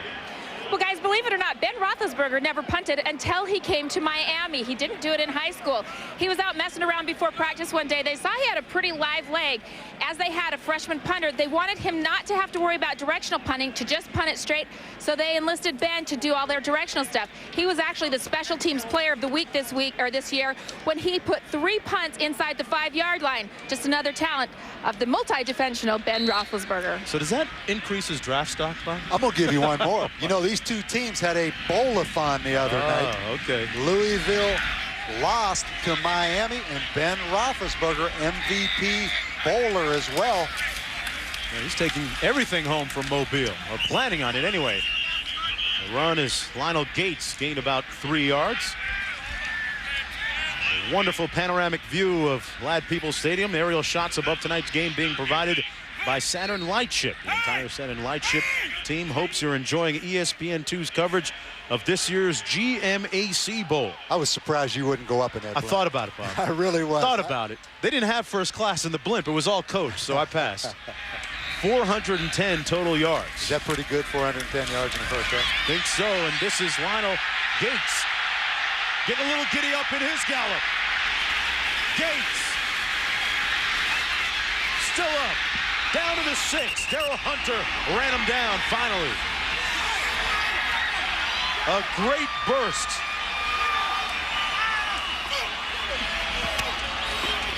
We talked about Daryl Hunter, 28, the fastest player in Miami history. But how about Lionel Gates right here on the power play, the kick-out block right there. And he just takes it. Missed tackle right there. And right here, watch this foot race. You're talking about a 4.3 40 right here. That is a big, big play, Mark, for Louisville. And Daryl Hunter, touchdown saving tackle. Bob, it almost looked like he was lining him up to try and rip or punch that ball loose. And that's a good technique in the open field, Mark, for the defensive back to come in from the backside and try to punch that football. That's a significant play right there by Daryl Hunter, because he gives this defensive football team from Miami a place in which to stand. And with 12 seconds left in this first half, keeps Louisville potentially out of the end zone. Huge difference going into the locker room at halftime, down either 2 or 3 touchdowns. By the way, Saturday, PGA Tour stars John Daly, Mark Calcavecchia and Peter Jacobson take on teams from the LPGA and Champions Tours in a one-of-a-kind golf event. Don't miss the Wendy's 3-Tour Challenge, coverage beginning Saturday at 4 p.m. Eastern Time and Pacific on ABC. 12 seconds to go. It's going to be first and goal for the Cardinals at the 6-yard line. Louisville is a team that can put a lot of points on the board in a hurry as well. And Mark, Louisville with one timeout. Look for them to throw the football in the end zone, obviously, right here. Don't forget about the backside tight end, Ronnie Gant, on the backside of this trips formation. First and goal. LaForce sacked back at the 12-yard line. The heat provided courtesy of Terrell Jones. With 5 seconds to go, that's the second sack of the ball game for him. And you have to love Terrell Jones, 5'9". They call him the smartest player football-wise on this Miami team, Mark. About 5 seconds to go. If you're Louisville right here, like I said, it's a big difference whether you're going into the locker room at the half down either 14 points versus 21 points, especially when you're the Cardinals, a team that likes to move the ball on the ground. What do you do here? Well, first of all, go back to Darrell Hunter, number 28, tracking Lionel Gates down to save a touchdown. But obviously right now, I think you go ahead and kick the field goal. No timeouts left, 6 seconds. Don't mess with it if you're Louisville. Miami, a pressure-style defense. I'd go ahead and kick, get the points, go into halftime with a little bit of momentum. I mean, it could only be 35-17. It looked like it was going to be 70-7 a little bit earlier in this half. Yeah, you go in down 35-17, you can regroup, and this GMAC Bowl does have a history of pretty startling comebacks. Second down and goal. The nose of the ball resting at the 12-yard line for Ben Roethlisberger. It has been a near error-free first half. 16 of 20 passing for 291 yards. This makes me a little bit nervous right here, Mark, if I'm Louisville. LaForce under the center. Dan Coons to take the snap. The fade. Russell incomplete, but there's a flag. Alfonso Hodge was in on the play defending. And Mark, with 2 seconds to go, it's going to be against Miami. And here, late in the season, teams have tried to pick on Alfonso Hodge. By rule, the ball is put at the 2-yard line. Automatic first down. Now, Mark, I'm going to let you make this decision. Well, if you go for it on the previous one, you have to go for it here. 2 seconds left in the half. Ball at the 2-yard line. And I think a big reason they're going for it here, not because they have tremendous confidence they're going to make it. They know they can't stop Miami's offense, and there's going to be a bunch more points. Maybe a quarterback draw right here by Stephon LaForce. Led the conference in all-purpose yardage, throws it into the end zone, and they hit Pater. Touchdown, Russell. You've got to love it, Mark. They rolled the dice, and it comes up in their favor. A compelling finish to the half. GMAC bowl game, the vision of Marshall and East Carolina. That was about a 98-yard drive in about 15 seconds, Mark. That's how they do it. Russell snaring the ball with both hands and now in for the extra point. Nate Smith to try and cut that lead to just 14 points. Early in the ball game, it looked like Louisville had no defense. And even worse, no offense. The first half has belonged to Ben Roethlisberger. 35-21, but Louisville, the Cardinals out of Conference USA in their 6th consecutive bowl game, trying to atone for a loss last year in the GMAC Bowl, going into the locker room with a lot of confidence. Mark, I'm an old defensive coach. It's kind of fun, isn't it? Can be. Let's go downstairs to Holly. Coach, what did you say to your quarterback as he ran off the field after the touchdown? I said, great play. He just made a tremendous effort and got us a touchdown there at the end, got us right back in the game. What does your defense have to do in the second half? Well, first thing we have to do is tackle them. You know, we've had guys there a couple times and we're having a hard time tackling them, so we got to get them down when we get there, try to find some way to get a turnover. How much momentum does this give you to start the second? I think it gives us a lot of momentum. We get the ball first, so we got to come out and score again. All right, thanks very much, Coach. Thanks, Holly. Mark? Lionel Gates with a big 88-yard run, but the first half has belonged to Roethlisberger. Right now, let's go back to the studio with Chris Fowler and Trev Alberts and Mark May. Guys? All right, Mark, Bob, thank you. Yeah, it is a very entertaining first half. Already in the first half, Ben Roethlisberger has Miami's bowl record for touchdown passes. If you can tell me the guy whose record he broke, the bowl game or the opponent, massive bonus points here. You got no shot. You guys have no shot. No chance. Nobby Workowski. Yeah, that's Nobby, right. yeah. The 1950 Salad Bowl against Arizona State. Nonetheless, a very impressive first half. Very impressive by Ben Roethlisberger. And what else can you ask? I think he's better than advertised, and I think we're able to see that in the first half. I said he likes to spread the ball around and spread the wealth. Well, he did. 4 touchdown passes to 3 different receivers. We even saw Ben Roethlisberger run the option in this game and punt in this game. What can he do?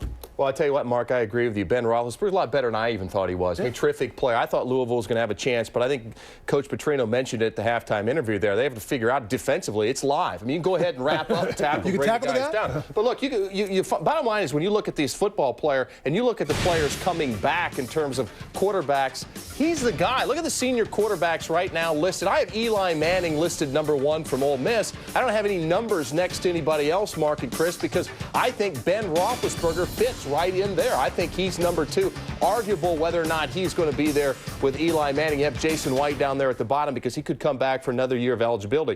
Everybody's talked about it. Ben Roethlisberger has the definite ability. I think Eli Manning gets drafted in front of him simply because of his name, and he played at Ole Miss. But Ben Roethlisberger, clearly, to me, guys, is the second best player available from this quarterback draft. It might depend on the team and the system. Some teams might take him over Eli Manning. Yeah, I agree. I just think he's there now because of, the fact that he's played in bigger games. But. And he's coming out, too. Ben, just say it. You're coming out.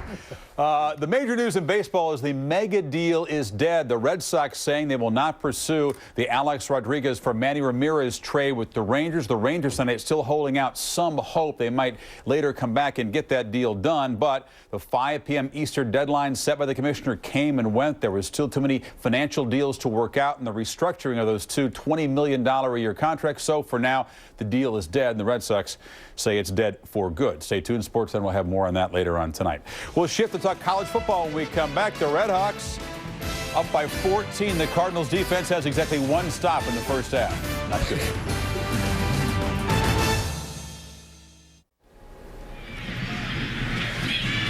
All Roethlisberger, all Miami offense in the first half. They're well on the way to scoring 40-plus for an 11th time this season. That's very impressive offense.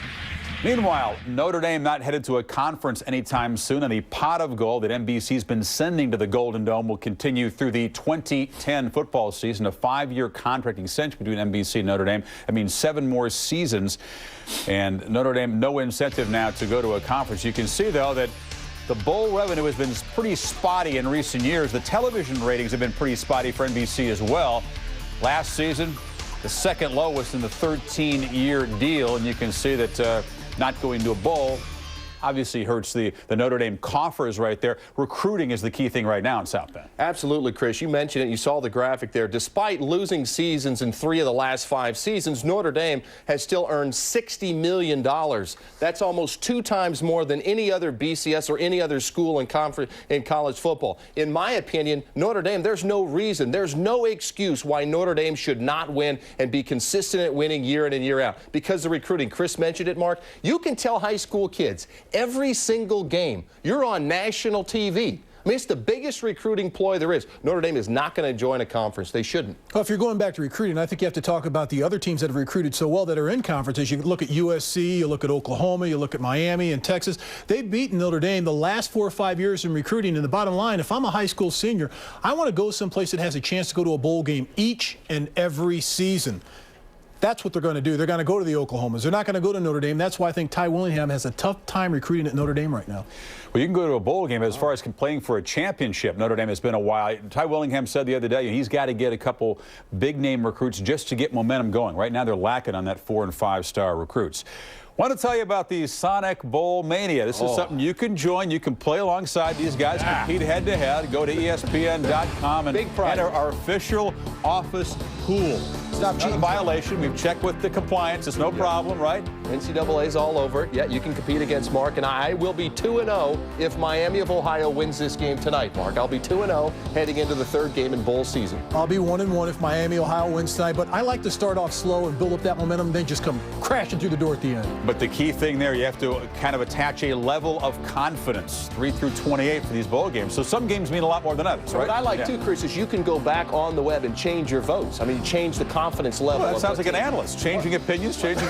Let's look ahead here. NC State and Kansas at December 22nd, the Mazda Tangerine Bowl. Potentially good showcase for Rivers against a weak pass defense. Absolutely. I think this is my game. If you're looking at a game and you're saying to yourself, this is a guarantee in terms of win for the Bowl, Sonic Bowl Challenge, I think you look at the Tangerine Bowl. Mark Mangino deserves an awful lot of credit. Kansas 6-6, getting his team to believe they now can win. But their team has made a lot of strides offensively, like Chris mentioned. Defensively, though, that's the problem. They allow almost 400 yards of total offense. If North Carolina State and Phillips Rivers are actually into the game and decide they want to play this game, it should be a blowout. Phillip Rivers over 4,000 yards and 29 touchdowns. Terrific offense from NC State. Well, mine's the Plains Capital Fort Worth Bowl. I talked about this before, and this is a game between Boise State and TCU, and I think this is TCU's toughest task of the entire season because they're playing a team with a great quarterback in Ryan Dinwiddie, but you're looking at an offense that is second in the nation in scoring, just under 44 points a game, and 8th in the nation in scoring defense. What Boise State likes to do, they like to take the lead and get a lot of points early, and if they do that against TCU, which I believe they will, it'll be difficult for TCU to play catch-up in that football game. I think that's a big game, and that's one they should look for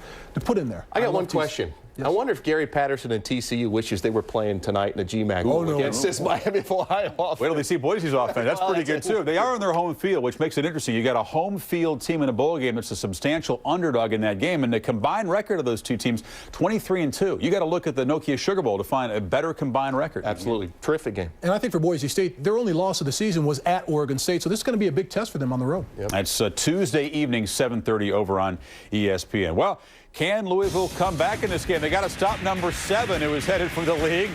4 touchdown passes in the first half for Roethlisberger and a 2-touchdown edge over the Cardinals. We'll talk 1AA championship game coming up.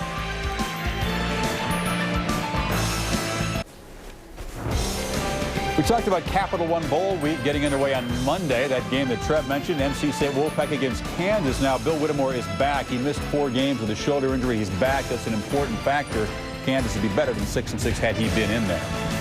Now, tomorrow night, the 1AA championship game. You got Delaware and Colgate heading down south to Chattanooga, Tennessee to settle things. Colgate has never been to the 1AA championship game. They don't have scholarships, and it's a rarity for a team that doesn't offer scholarships to get to this level in 1AA.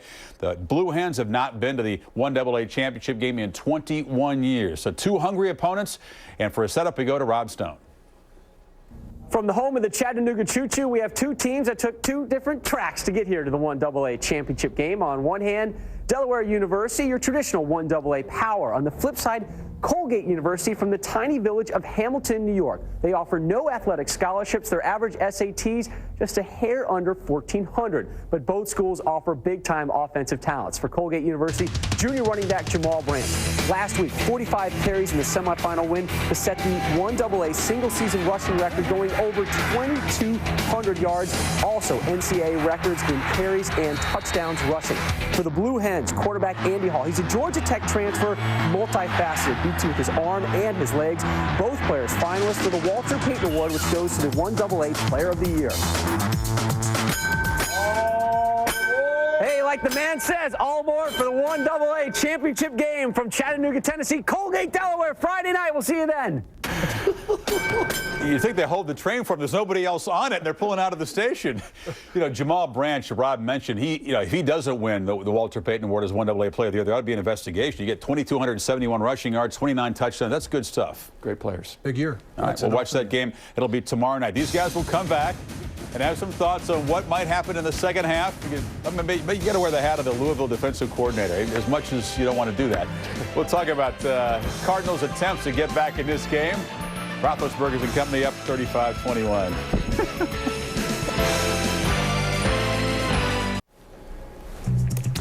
Well, Saturday, ESPN celebrates its 200th NFL telecast. Tom Brady and the Pats in a race to secure home field advantage throughout the playoffs against division rival Chad Pennington and the Jets. The game kicks off ESPN's double coverage weekend. Pats, Jets, at 8:30 Eastern Time, also available in high definition. Well, Miami 35-21 at halftime. They have punted once. Roethlisberger has guided them to the end zone. The other 5 possessions. Look at that, 16 for 22, 88, and 4 touchdowns. That's an off-the-charts efficiency in the first half, helped by the fact that was probably the least effective, most embarrassing defensive performance you could possibly see in a bowl game by Louisville. You said it, tackle, fellas. It was. Run to the ball and tackle. It's live. But I want to, actually give them a little benefit here of the doubt. And when you look at Miami of Ohio's offense, so many times we look at this offense and Ben Roethlisberger and how they spread you out and they throw. Coming into this game, Miami of Ohio had only thrown 17 times more than they had run the ball all season long. You look at this game, Murray and Smith having a great game running the football, 121 yards rushing on the ground, Mark. They open things up. Yes, they score touchdowns throwing the ball, but I believe they still beat you by running between the tackles once you're all spread out and trying to defend that offense. I think what Bobby Petrino has to do is tell his football team point blank, we have momentum now. We scored on the last play of the half. We put points on the board. We scored on everyone we played against this season. Guys, we've got to start protecting our quarterbacks. Stephon LaForce has only had 8 passing attempts in this football game. And defensively, we have to get pressure on Ben Roethlisberger. When this team defensively had gotten pressure on Ben Roethlisberger in the first half, they didn't bring him down. If you get your arms around the quarterback, you've got to bring him down. You can't let him break that tackle, run around the backfield, and throw for touchdown passes. Exactly. As tough as it is to get to him with that offensive line, once you get there, he's so big and strong, he's throwing guys off. But you're right, if they get the ball, move down and score, it's back to a 7-point game. And Chris, the whole thing is we've talked about which teams really want to be in their bowl game. I think if you, as you continue, guys, to look at bowl games and you try to evaluate who you think might win, look at which team is so happy to get to this game and which team is like, geez, we could have been in a BCS game, or thought we were going to be in a better game. You wonder, because Miami of Ohio is so proud and so happy to be in this game to prove that they can beat a Conference USA team. This team, look at Louisville's going to the Big East. Hello? Step up and tackle somebody. Butt them up and bring them down. I'll tell you one thing. I don't know about Miami, Ohio being happy to be there. I think right now they've got their jaw set and they're saying, hey, we're one of the best teams in the country. We're ranked in the top 20. We only lost our opener. We haven't lost a game since the first game of the season. I think they're out to prove to people that they're a good football team. I'd like to see this team play a BCS conference game. I'd like to see Iowa, in Nebraska. Let them play. I'm sitting there watching this game. I wish they'd play at Tennessee. I mean, name your opponent at Purdue, somebody that's top 3 or 4 in a big BCS conference. We'll see if they can take care of business in the final 30. Get you back to Mark and Bob for the call right after this.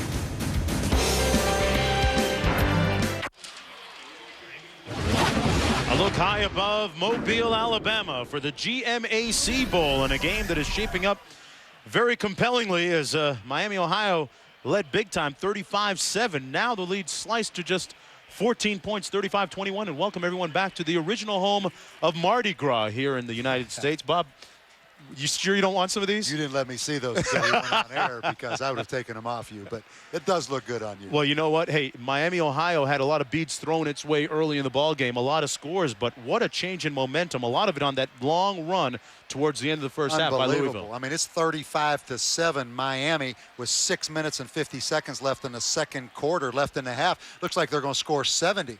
But Louisville shows their explosive offense with a couple of big plays. J.R. Russell, the wide receiver, makes a great catch.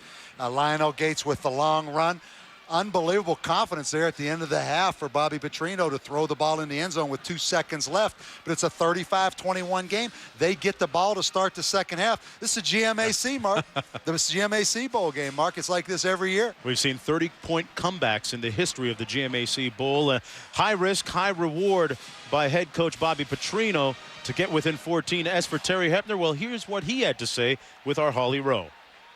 Coach, what went through your mind when they pulled within 14 at the half? Well, we had the momentum. They were running out the clock.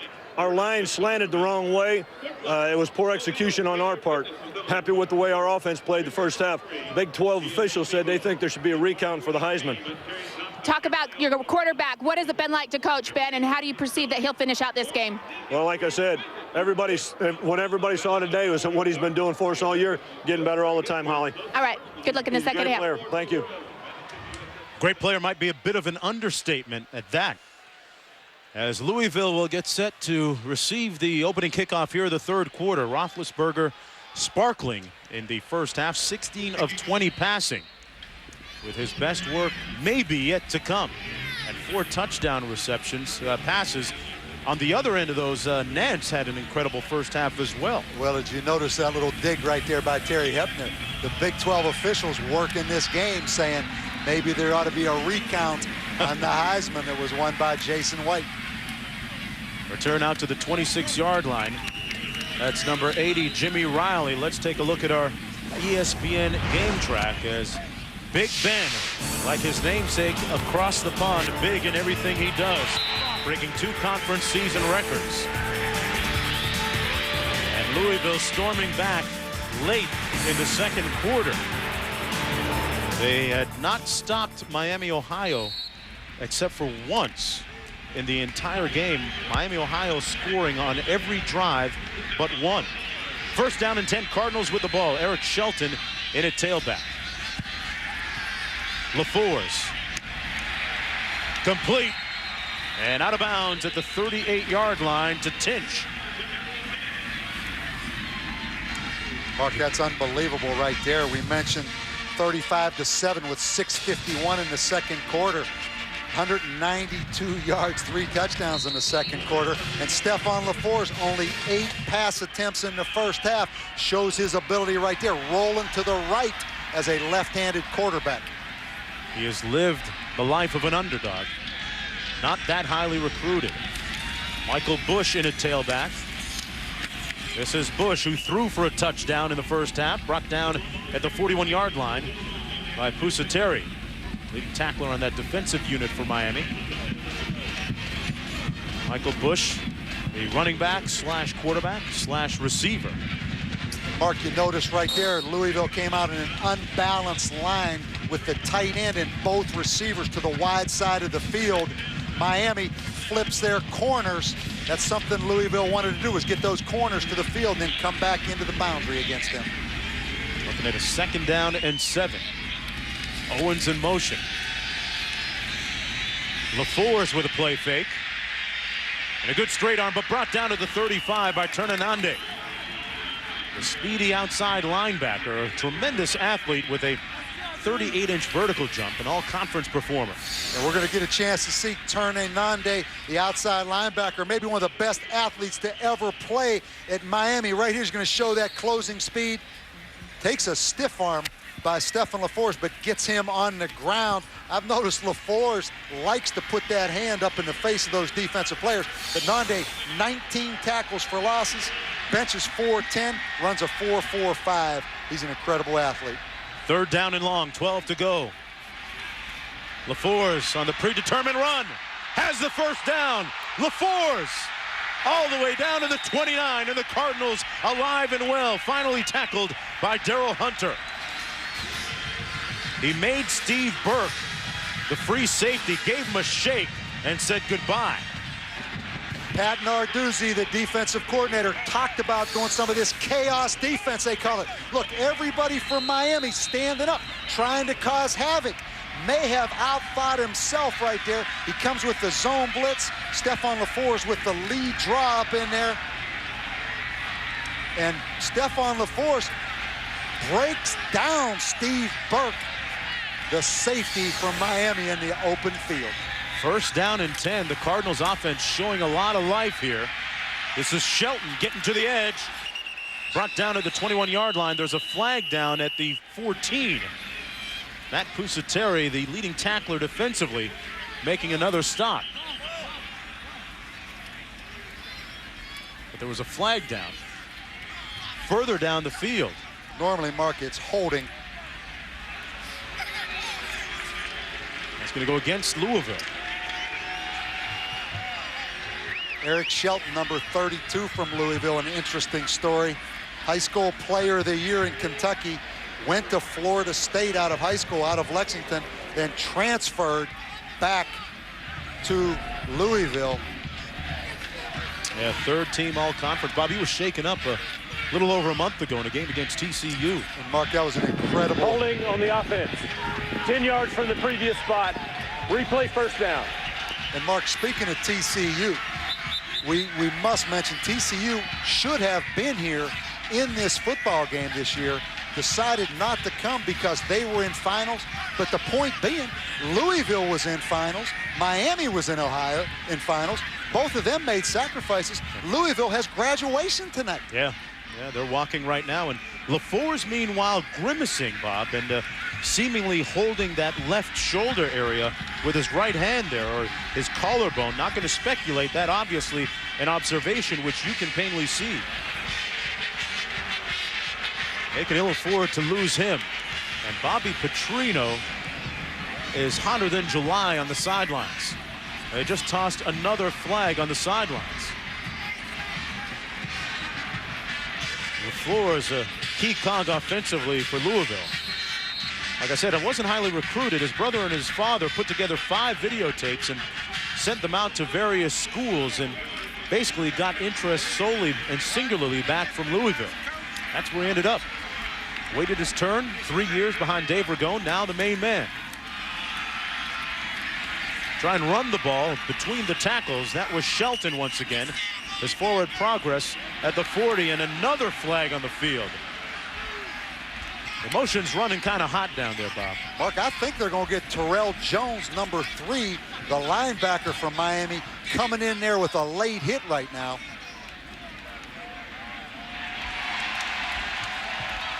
That one going to be against Miami.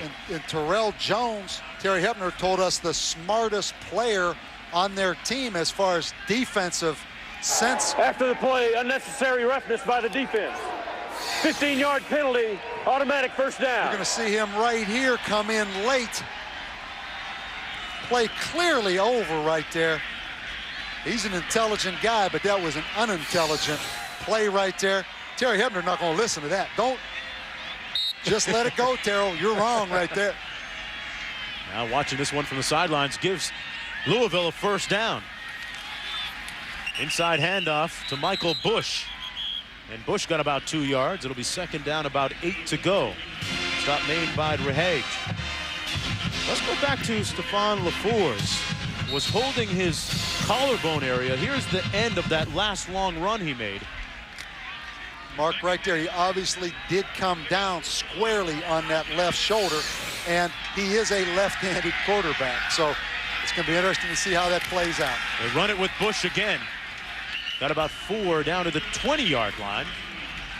The third down and about 5 to go.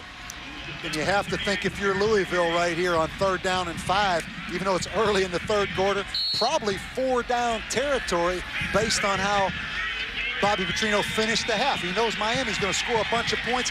Field goals aren't going to do it. So probably 2 down.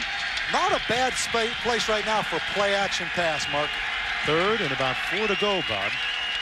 Got to get to about the 15 for the first down. Gent in motion. They bring a blitz, and Shelton's going to be stopped up short of the first down at about the 20-yard line.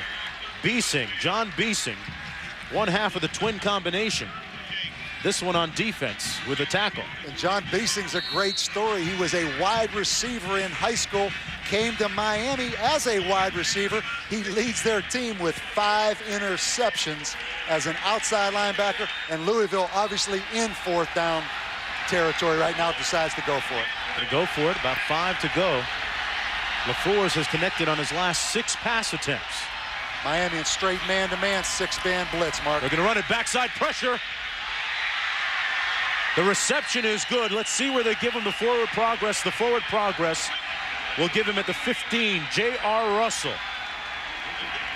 And the yellow line demarcating the first down. And Mark, and he got beyond it, Bob. Great point, and Stefan LaFleur again takes a shot and is holding that shoulder. You look at the backside pressure, he takes a little shot right there. Forward momentum, I think an excellent call by the Big 12 referees, and a first down for Louisville. But Stefan LaFleur now becomes the story. He is definitely in pain. The 10th play of the drive coming up for the Cardinals. Bush on the handoff. Broke a couple of tackles down to the 12-yard line. Michael Bush, a talented true freshman, and the quarterback, the junior LaFleur's grimacing, writhing in pain. And an amazing story about this young guy, Mark. He comes from a deaf family. His mother, his father, his brother are all deaf. In fact, his brother plays, I believe, at Gallaudet University in Washington, D.C. He does have the capacity to obviously hear. Justin Riscati, the backup quarterback, warming up in earnest on the sidelines. Shelton tried to get the edge, but brought down nicely by Pusateri. Shows you why he's the leading tackler defensively. They play that quarters coverage and those safeties come down. Bob, I've been listening to that Football 101. I get it. You are all over it in quarters coverage. When those safeties read run by the offensive lineman, they're coming downhill because those corners are locked on the wide receivers. This guy's 5'11", about 200 pounds, was a walk-on, 3-year starter. You impressed? I like it. 3rd and 9. You're talking about you. Yeah. Football 101. 3rd and 9. Blitz coming. Incomplete. In and out of the arms of Eric Shelton. And surprisingly, looks like the field goal unit is coming onto the field. But what's really surprising is they threw the ball to Eric Shelton. He only has 1 catch on the year. The other running back, Lionel Gates, has 22. Michael Bush has 17. Why throw it to Eric Shelton? He only has 1 catch. And you saw him drop that football. This is Nate Smith, 14-19 out of the hold of LaFours, the quarterback. And it's been that kind of night for the Cardinals. No good from 31 yards out. A long, methodical, arduous drive ends in no points. Terry Hepner's team taking the field when we come back, and their stellar quarterback, Ben Roethlisberger, ready to go to work. Welcome back, everyone, to the GMAC Bowl, the original home of Mardi Gras here in the United States. And what a parade they had last night downtown. Some 65,000 people attending. The beads were flying. Roethlisberger on 1st and 10, under heat. And as always, finding a man open. Nance with the reception, and now they're going to say incomplete. Looked like he had his arms underneath it.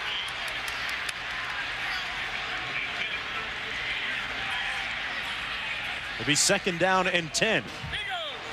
But another one of those long plays, Bob. Unbelievable how long some of their plays are because of, again, the catchword escapability by Ben Roethlisberger.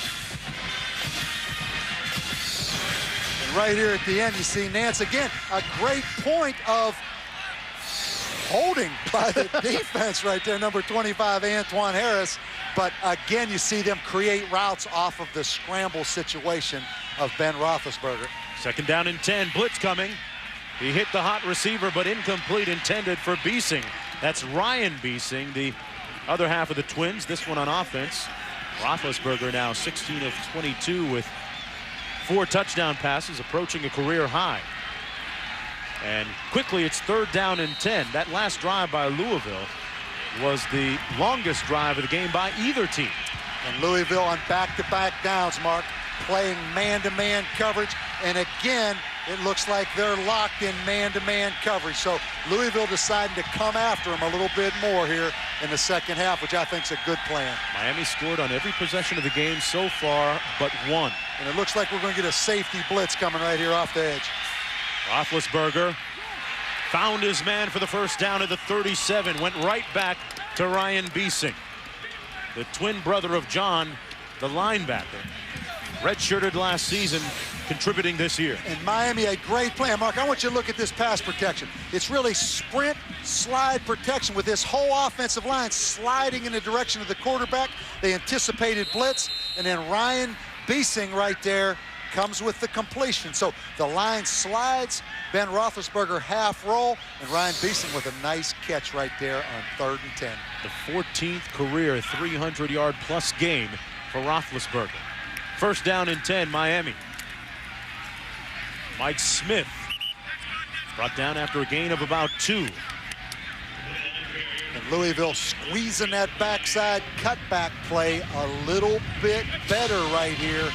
First running opportunity of the 2nd half by Miami.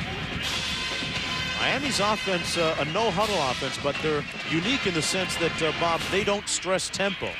And what they do, Mark, the receivers don't huddle, but actually the line huddles real close to the line of scrimmage, about 2 yards back. Great play action passing down right here. 2nd down and 8. There's the play action. And a flag down. The receiver fell down. That was Mike Larkin. And he was working on Antoine Harris. Antoine Harris and especially Josh Minkins have been victimized several times this evening. This time they're working on Harris, who was a wide receiver up until June of this year. Flag down, and the officials trying to make sure that they confer and get this one right.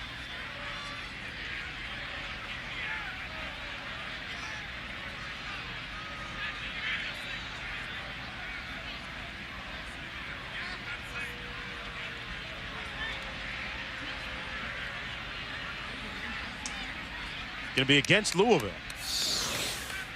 Look at the penalty mark. Antoine Harris, a converted wide receiver right there. Obviously, he's holding Michael Larkin.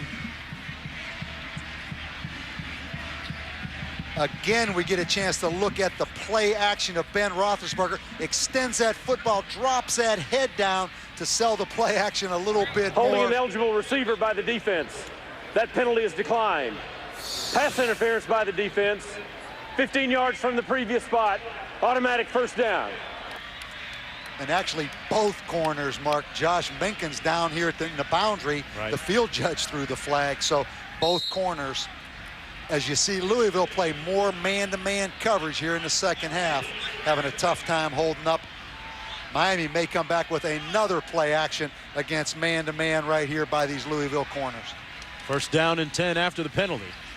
Smith brought down at the 46 by Rob Day, and it's been a night where Roethlisberger has used that aforementioned play-action pass with great effectiveness, freezing the linebackers and DBs at times and making the defense pay. At times to Dan Tyler, the tight end, and he's found Nance, he's found Larkin, he's found several different receivers.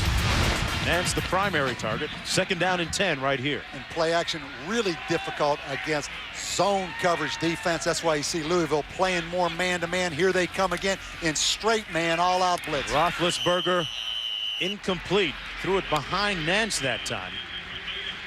A great season Nance has had and a great evening tonight. 10 touchdown catches coming in, over 1,300 yards receiving on the season. And Mark, you saw something right there that you see in the NFL a lot. The underthrown fade against man-to-man where the receiver has a chance to come back and make the play. Really a great effort right there by Martin Nance. 3rd and 10. Again, it's man-to-man coverage. There's no secret, no hiding that. Here comes Louisville again. Roethlisberger stays in the pocket. Somehow escapes. Houdini in the house, but it's dropped by Murray. Mark, how did he do that? But wait a second. I want to know who has the first pick in the NFL draft. I know it's not decided yet, but do they need a quarterback? This is 245 pounds now. 1, 2, 3 guys made to miss, Bob. Mark. And he makes a great decision. You love how he doesn't panic under pressure and finds those open receivers. You can't coach that. Now, what they've done is to coach those receivers to react off the scramble. He's going to punt this football Last now. time, Bob, he pooch punted. He put it right inside the 5-yard line. And they blocked this one. It's snuffed out. And the Cardinals are going to have great field position. Marcus Jones knifing in to come up with the first decisive play for Louisville of the ball game with 6:03 to go in the 3rd period. That's their 5th blocked punt this season. And Mark, Miami getting sloppy. Drop balls, and now an easy punt block by Marcus Jones. Sometimes when you get a big lead early, you become sloppy. It's hard to get that momentum and execution back on your side. One more look at that block. They had a notion that it was going to be a punt by Roethlisberger. We're going to get a chance to look at Marcus Jones. He's going to use an inside technique. Right here, he swims inside the offensive lineman, and Roethlisberger so close to the line of scrimmage, he just slam dunks it. Fortunate right there, that thing wasn't returned the other way. Louisville finally catching a break. We'll see if they can capitalize on it when we come back. Welcome back, everyone, to Mobile, Alabama in the GMAC Bowl, the 5th edition. Turning out to be a very intriguing one. Louisville storming back within 14 after trailing 35-7. 1st and 10, LaFours fumbles the snap. And Biesing is right there to stop him. Louisville trying to take advantage of the blocked punt a moment ago by Marcus Jones. And Mark, the best way to stop play action is to blitz. And here you see Miami bringing the inside linebackers on a blitz on 1st and 10. Snap exchange was poor, but John Biesing, the linebacker, play action pass, it's difficult pass protection if you can dial the blitz up at the right time defensively. LaFours, they set up the screen. This is Gates. Tiptoeing down the sideline, Gates! The gate's open! They're going to say that he was stepping out of bounds. He stepped out of bounds back at the 15, but he just kicked the turbo in and went into overdrive. You're going to see Gates right here. We're going to get an excellent block by the center, number 68, Dan Coons, but you see him tiptoe down this sidelines. Yeah, he stepped out. Mark, they're bringing this all the way back. Maybe if we can get a look at that again. And there's a flag. Holding by the offense. Penalty is 10 yards from the spot of the foul. And replay 2nd down. If we look at it again, that may have been on number 78, Travis LaFou, the left offensive tackle out there blocking. Let's look at it. Here's the screen. I want you to watch LaFou, 78, right here. I think the official's going to determine right there that he grabbed that jersey. I think that's probably a good call right there. Boy, that takes the wind out of their collective sails. It really does. 5:12 to go in the 3rd. 2nd and 20. LaFours back to pass on the post, and it's picked off by Daryl Hunter. It was intended for J.R. Russell, but that one hung up there, and you have to wonder if LaFours' apparent injury might have had something to do with that underthrown ball. Mark, great point. I mean, that ball fluttered in the air. It looked like J.R. Russell was open on the post route. We're going to watch this thing as it materializes right here. You're going to see the post route come right here. J.R. Russell is open. Daryl Hunter with closing speed, but you are right. That football was drastically underthrown right there, and the left shoulder injury, you wonder if that was a factor, Mark. But 2 opportunities right there for Louisville on the screen and then the post route. Yeah, unable to capitalize after that blocked punt by Marcus Jones, and now Miami going to run the ball. That's Smith. And there's a flag down again.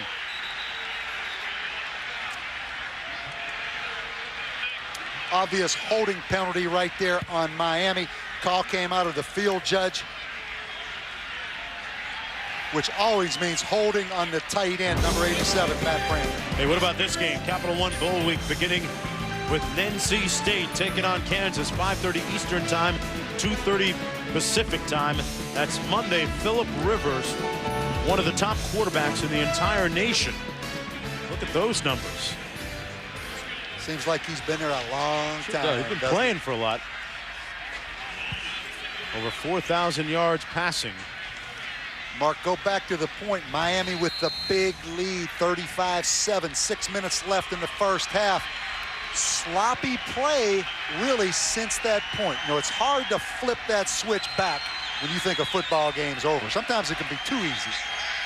1st down and 18 here for Miami. They've led the entire way. The draw play. And a gaping hole over the right side. That's Smith. Mike Smith all the way out to the 47-yard line. They have pressed the right button when they've had to on offense. Well, Mark, they love this power play. It's about the 6th time we've seen it. Watch Jacob Bell right here, the guard pull around. The second tight end is like the fullback kicking out. They run the power. There's Bell coming around. A gaping hole right there. But that power play, really an I formation play. But since there's no fullback, The other tight end, 89, in motion is like the fullback. A 40-yard pickup by Smith. First down and 10 out near midfield at the 47-yard line for Miami. Another play action. Out and up. Roethlisberger given way too much time, but it's incomplete.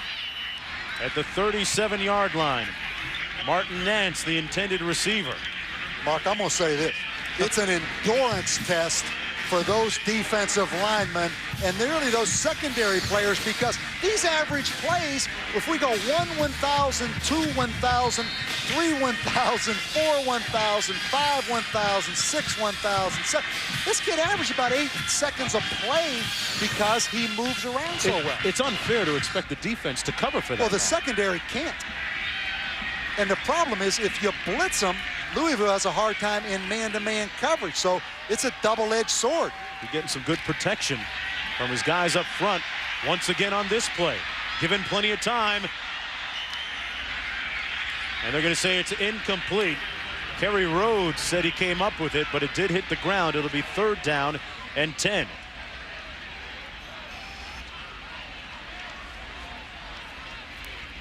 That came close to being intercepted. Mark, a couple things. It looked like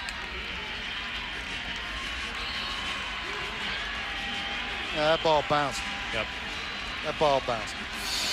Another 3rd down right here. Don't forget about this tight end on the backside.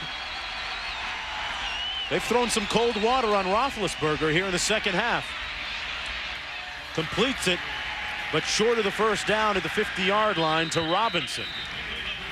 And it'll be 4th down. Now, do we see the real punter, Wofsik, or do we see Roethlisberger stay in and punt after the block? Mark, hold on. Something's going on right here. On Louisville, first warning. Just a warning issued to the Cardinals. And the punter, Mike Wofsik, makes his initial showing of the evening. With 3:28 to go in the 3rd quarter. Averaging a little over 41 per. This guy's jersey is sparkling white. First punt of the night.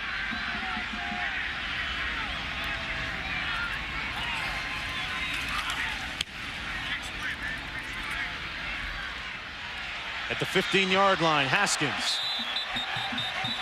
Brought down immediately. Louisville down by 2 touchdowns. LaFour's apparently fighting injury when we come back. Can he do it?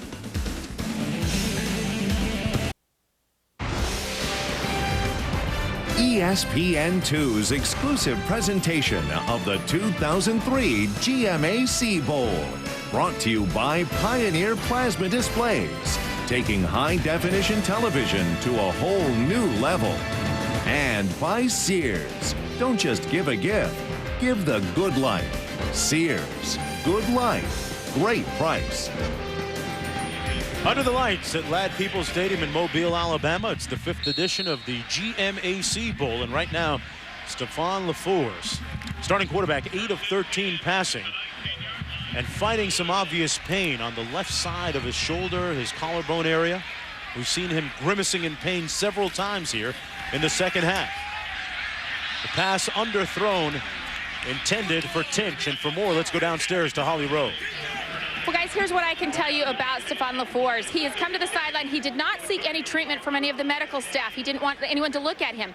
He has tried to warm up. Every time he threw the ball, he would grimace in pain. He is not 100% sure how long he can go. I saw him pull aside his backup quarterback, Roscatti, and tell him to keep warming up, that he will try to go as long as he can, but that Roscatti should be ready at any moment. And I'll tell you what, Ternan Nande, number 32, almost closed the chapter right there on Stephon LaFour's. He put one up underneath his chin.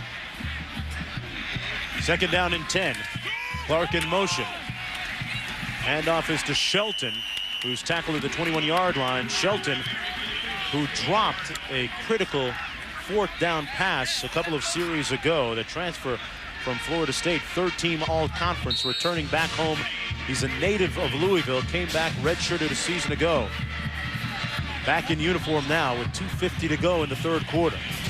Mark, this big offensive tackle right here, Renardo Foster, 79, a true freshman. I don't think that graphic's right. I think he's more like 6'6", 320, but he has a brother that's committed to the University of Tennessee that's a senior in high school. A pass complete by LaFours to Tinch. And it's a first down. They got the first down out at the 37-yard line. And Joshua Tinch. Tinch is your kind of guy. Plays basketball for Rick Pitino, also at Kentucky. They love his toughness, and this is toughness right here. Stephon LaFours on third down steps up and makes a play. And Joshua Tinch, 6'2", 215, a great high school basketball player and football player. First down and 10 out of the shotgun. To give us to the true freshman, and boy, does Michael Bush move the pile. The pile started at about the 39, and he moved it all the way out to the 43-yard line. When you're 6'3", 230, you can do that kind of thing. And like another great former player from Louisville, Paul Hornung, a big guy that can throw, run, catch. Paul Hornung could also kick. And we have not seen Michael Bush do that yet. So Paul Hornung has one up. We might. 2nd and 4. Two-back formation out of the eye this time. That's Shelton. Still on his feet, and another first down into Miami, Ohio territory at the 39. And folks, Saturday, ESPN celebrating its 200th NFL telecast. New England, led by quarterback Tom Brady, looked to secure home field advantage throughout the playoffs. Saturday, they face Chad Pennington and the New York Jets. This game kicks off ESPN's double coverage weekend. Patriots-Jets Sunday night at 8:30 Eastern Time. Also available in high definition on ESPN HD. An 18-yard scamper and a first down and 10. There's Shelton again into the boundary. Brought down at the 27-yard line. And another first down. His coach lit him up, Bob, after dropping that pass. He's atoning for it now. Well, he did, but just give him the ball and run it. There's Jerry Spencer, the offensive guard, on the kickout, and you see why Bobby Petrino thought they could run the football against Miami. Miami doesn't see many two-back teams in the MAC in the spread league, and Louisville, Mark, right now is controlling this second half. Backs again out of the eye. Clark in motion. Shelton gets the call again. This time right of bounds out of the 25-yard line. A gain of about 3 on the play. And the Saturn Light Ship is hovering high above Ladd Peoples Stadium tonight, providing coverage of the 2003 GMAC Bowl. The Saturn Light Ship team's hopes that you're enjoying this unique look at Mobile. And what a great time we've had here. The banquet yesterday, Bob. And word on the street is, man, that at one of the previous functions, you had some good Christmas caroling going, man. You're pounding it out pretty good. I don't know what street you were on where that word came back, because that's some inaccurate information right there. Got your CD coming out soon. 2nd down and 6. LaFours wisely threw it away in the direction of Joshua Tinch. It'll be 3rd down and long. And Mark, you talk about celebration. This guy made a catch right here. That's okay if you do it in the stands. Nothing wrong with a little entertainment. The cell phones, I don't know. Sharpies are okay. 3rd down and 6. I told you, if they're going to do all that and self-promote, I'm going to say it one more time, make them buy advertising time. It's not about them individually. It's about that team collectively. 3rd down and 6. 2 tight ends and 2 wideouts. Shelton the lone back. Quick 3-step drop. Touchdown! Russell. J.R. Russell came up with it. Mark, Louisville is back right in the middle of this football game, and J.R. Russell beat Alfonso Hodge, number 9, the corner that's been struggling late in the year. This is going to be a pass interference. Pass interference on the defense. Penalties decline. Touchdown. Had to wait and see before it became official, but J.R. Russell has brought the Louisville Cardinals to within a touchdown. And you can't say enough about Louisville fighting back in this football game. This was a 35-7 game, Mark. 6 minutes left in the first half. They had one foot in the grave, and they've climbed back in this game. Storming back with 21 unanswered points in a little less than a quarter. Stephon LaFleur's playing under duress. Russell hauling in the catch. Now within a touchdown. More after this. Louisville Cardinals out of Conference USA. They've won their last 2 games, looking to make it 3 in a row in their first meeting ever against Miami. Look at what they have done since the first quarter. They're trailed 35-7 as late as the middle part of the second quarter. Kick comes up short at the 15. That's Smith. And Mike Smith is brought down at the 27, and what a touchdown catch by Russell. And we talked about Miami playing bump and run. You're going to see Alfonso Rogers up there, kind of the Deion Sanders staggered stance. J.R. Russell just on a takeoff. Great delivery by Stephon, and great concentration by J.R. Russell. I have a feeling that as injured as LaFleur's may or may not be, I don't think he really intends on coming out of the game. Mark, you're right. This guy's putting on a show right here, J.R. Russell. First down and 10. Miami, Ohio. The Red Hawks have been stuck in neutral since the first half. They have not scored a solitary point here in the second half after putting up 35 on the board in the first half. Mark, and they've been a little bit sloppy. They've had some receivers open. They've dropped some balls. They've had a blocked punt. So they have to regroup and execute right now.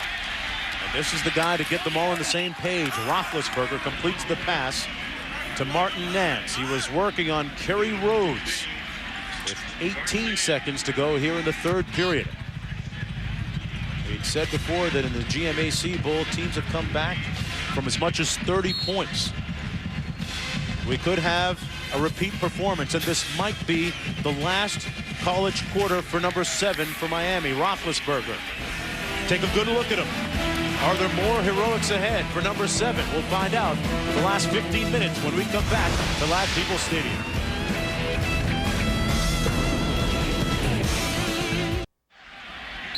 Lad People Stadium, a glowing night here at the GMAC Bowl in Mobile, Alabama, the 5th edition, featuring Miami of Ohio against Louisville. And look at the story by quarters. It was 35-21 at the half.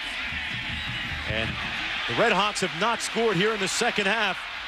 But a good sign here, Cal Murray breaking one off and breaking it off proper. A first down into Louisville territory at the 38. A pickup of 31 yards. Louisville, Mark, comes with the all-out blitz. You're going to see the safety, Kerry Rhodes, and the linebacker blitz, and you're going to see the cutback by the running back. So Louisville, it's like 2 ships passing in the night right there. Kerry Rhodes, the free safety, and an excellent run right there by Cal Murray. But anytime you blitz, you said it earlier, high risk, high reward. Roethlisberger out of the shotgun. Goes through his progression. Incomplete, intended for Nance. Josh Minkins there on the coverage. And let's take a look at our ESPN2 game track. Some of the coaching points so far. Roethlisberger and crew, including Nance, came out white hot in the first quarter and in the first half. But in the second half, they have been stone cold, courtesy of the Louisville defense. And Louisville has now roared back with 21 unanswered points. Right now, within 7 points. This is the closest they've been since the first quarter. It's second down and 10 from the 42. And Louisville again, Mark, in man-to-man coverage. They set up the screen. Complete to Robinson. Ryan Robinson. Got a convoy of blockers down to the 3. Another big play. They had good blockers out there, including Larkin and Smith. That is a backbreaker for Louisville. And an excellent call by Shane Montgomery. You're going to see the jailbreak screen. Lineman downfield, the ball thrown behind the line of scrimmage. A great play against man-to-man because linemen get out in front of the defense, of the wide receiver, and the defensive back assigned him cannot make the play. So excellent call by Shane Montgomery. Jailbreak screen against the blitz. First and goal. Smith tackled at the 2-yard line. Brought down by Brett Johnson. Mike Smith and Cal Murray have hammered away at that Louisville front of Jones, LeFew, Satterfield, and Stanley. And I'll tell you what, Mark, Ryan Robinson, number 2, the true freshman wide receiver, they knew right away this kid was going to be a great player. And you see the speed that he has on that jailbreak screen. Second down and goal. Smith in at tailback. Cutting it back. They give him the touchdown.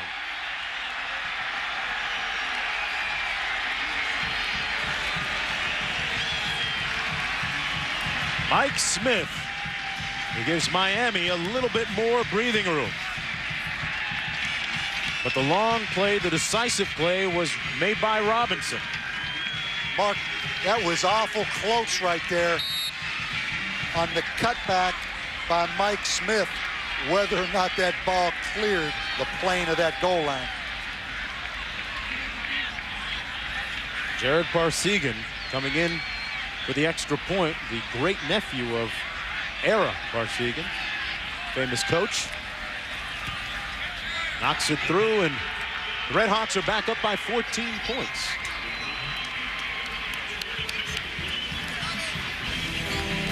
How many more touchdown passes does LaFours have left in that arm? We'll find out in just a minute.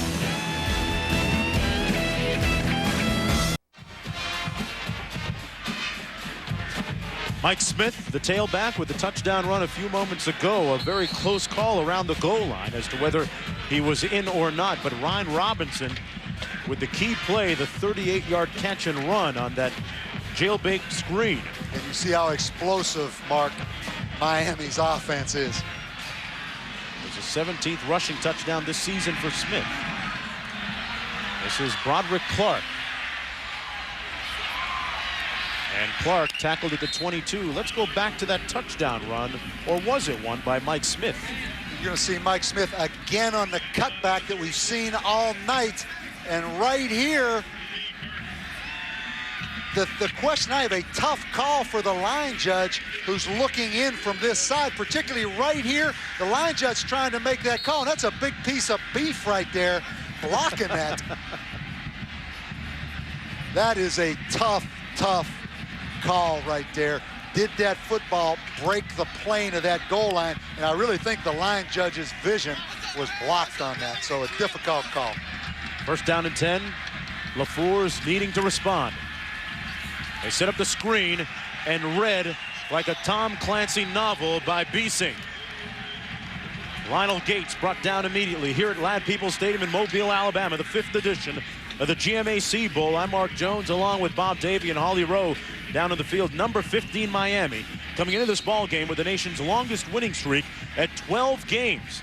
Trying to extend that to one more in 13 with a win potentially here against Louisville. And two of the most prolific offenses in the country on display. Louisville averaging 35 a game, Miami 42. Second down and 13. LaFours dropped the ball and picked it up. And he made something out of nothing. Boy, he double dribbled, Bob, and got back to the 22-yard line. Mark, that was an unbelievable athletic move. I mean, just to drop the ball and be able to pick it up right here. He got a good bounce. Again, though, at the end of this, he's going to take a shot on this shoulder, I believe. Again, the left shoulder. Not right there. I mean, he is in pain, but he shows you what a tough competitor he is. And you go back to last year, he only threw 7 passes, Mark, all last year. And to accomplish what he's accomplished this year, amazing. They're 4 of 9 on third downs tonight. And again, we see the gap as we look at that red line right there, establishing the line of scrimmage between the offensive tackle and the defensive lineman. LaFours completes, but short of the first down. Caught by Tinch. And it's 4th down, and see a little bit of frustration on Russell's face as well as some of the other Louisville players as 4th down comes up, and they send in the punt team. Well, Mark, I think the real frustration, as there always is on 3rd and 10 when you throw a 2 or 3 yard route and don't give yourself any opportunity to make the first down. But again, Ryan Robinson, number 2, the second most explosive punt returner in the country, averaging 8.2 every time he touches a punt. Standing on his own 35. A line drive spiral. This will be returned by Robinson at the 32. Spun away from one tackler out to the 45. Picks up 13 on the return after a 42-yard punt. As for Roethlisberger, he's got his mind on his money and his money on his mind. Will he go or will he stay? More when we come back. ESPN2's exclusive presentation of the 2003 GMAC Bowl, presented by GMAC, the financial services people from General Motors, and by Capital One. What's in your wallet? Welcome back, everyone, to the GMAC Bowl in Mobile, Alabama. Miami leading 42-28. Roethlisberger and Miami with the ball, 1st down and 10. Little bootleg, complete to Brent, Toronto, and it's another 1st down at the 32-yard line, and another completion for Roethlisberger. And Bob, one of the big questions that beg, will he stay or will he go? Will he come back to school? One of the NFL people I spoke with before the game, minutes before kickoff, said he will probably be the first quarterback selected. Yeah, I mean, I hate to say this because I'm not close to the situation, but he's got to go. I mean, this kid's a top 5 pick, and in my opinion, he is the best quarterback in the country because he's so athletic, and he's only played since he was a senior in high school. It's all ahead of him. He hasn't been to all the quarterback camps, overcoached, burn out. I mean, it's all in the future, and he's 6'5", 245 pounds, tremendous mobility. When you sit down and meet him, he's a great kid. Mark, he's got to go. I mean, 2 words, you use this line today, Willis McGahee. Yeah, he is part of the NCAA's Exceptional Athlete Insurance Program. He does have the insurance, and right now going through the process, along with a coach, of submitting his name into the NFL committee that advises potential draft picks on whether they might be a 1st round, 2nd round, 3rd round, wherever, gathering that information. Soon to come back. 2nd down and 5 for Miami. Roethlisberger with plenty of time behind his receiver at the 16-yard line. Here's what Roethlisberger had to say about his potential of coming back or going pro. Well, you know, to tell you the truth, I haven't even started to look at factors either way. You know, I'll tell you off the top of my head, obviously, to stay, my teammates, to be around those guys, and to keep having fun, try and repeat again, you know, and to go, obviously, to play in the league, to fulfill a dream that I've always had. So there's pros and cons both ways, and, you know, I guess I'll start to sit down and, you know, make my decision and weigh my options after this game. But this game right now is most important to me. He is dialed in and locked in tonight. 3rd down and 5. And Mark, he does remind you an awful lot of Carson Palmer. Sacked, though, this time back of the 40-yard line. They're going to blow it dead. Marcus Jones in on the pressure again. Jones made a couple of big plays for that Cardinal defense tonight. Had the blocked punt and has had a couple of sacks. And you mentioned Mark Jones. You wanted me to call him I'm glad Mark you did. Jones instead of Marcus Jones. I'm glad you did. But he came into this game with 8 sacks. And again, we see the unappreciated one, Mike Wofsik, number 16, the punter. He may letter after this game because he's punted twice. He's got to get his numbers up. 4th and 17. Here he is. Aiming for the corner. And they're going to say it went into the end zone. And let's go downstairs to Holly Rowe. Holly, what's coming up?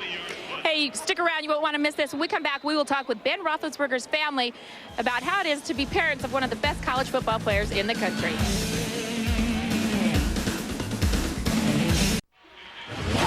Welcome back, everyone, to the 5th edition of the GMAC Bowl in Mobile, Alabama. You're looking at the shot of Ladd Peoples Stadium, and down to the field, Louisville, down 42-28. Okay. And Ben Roethlisberger on the sidelines right now. Louisville with the ball, first down and 10 from their own 20-yard line. They were within a touchdown early in the fourth period.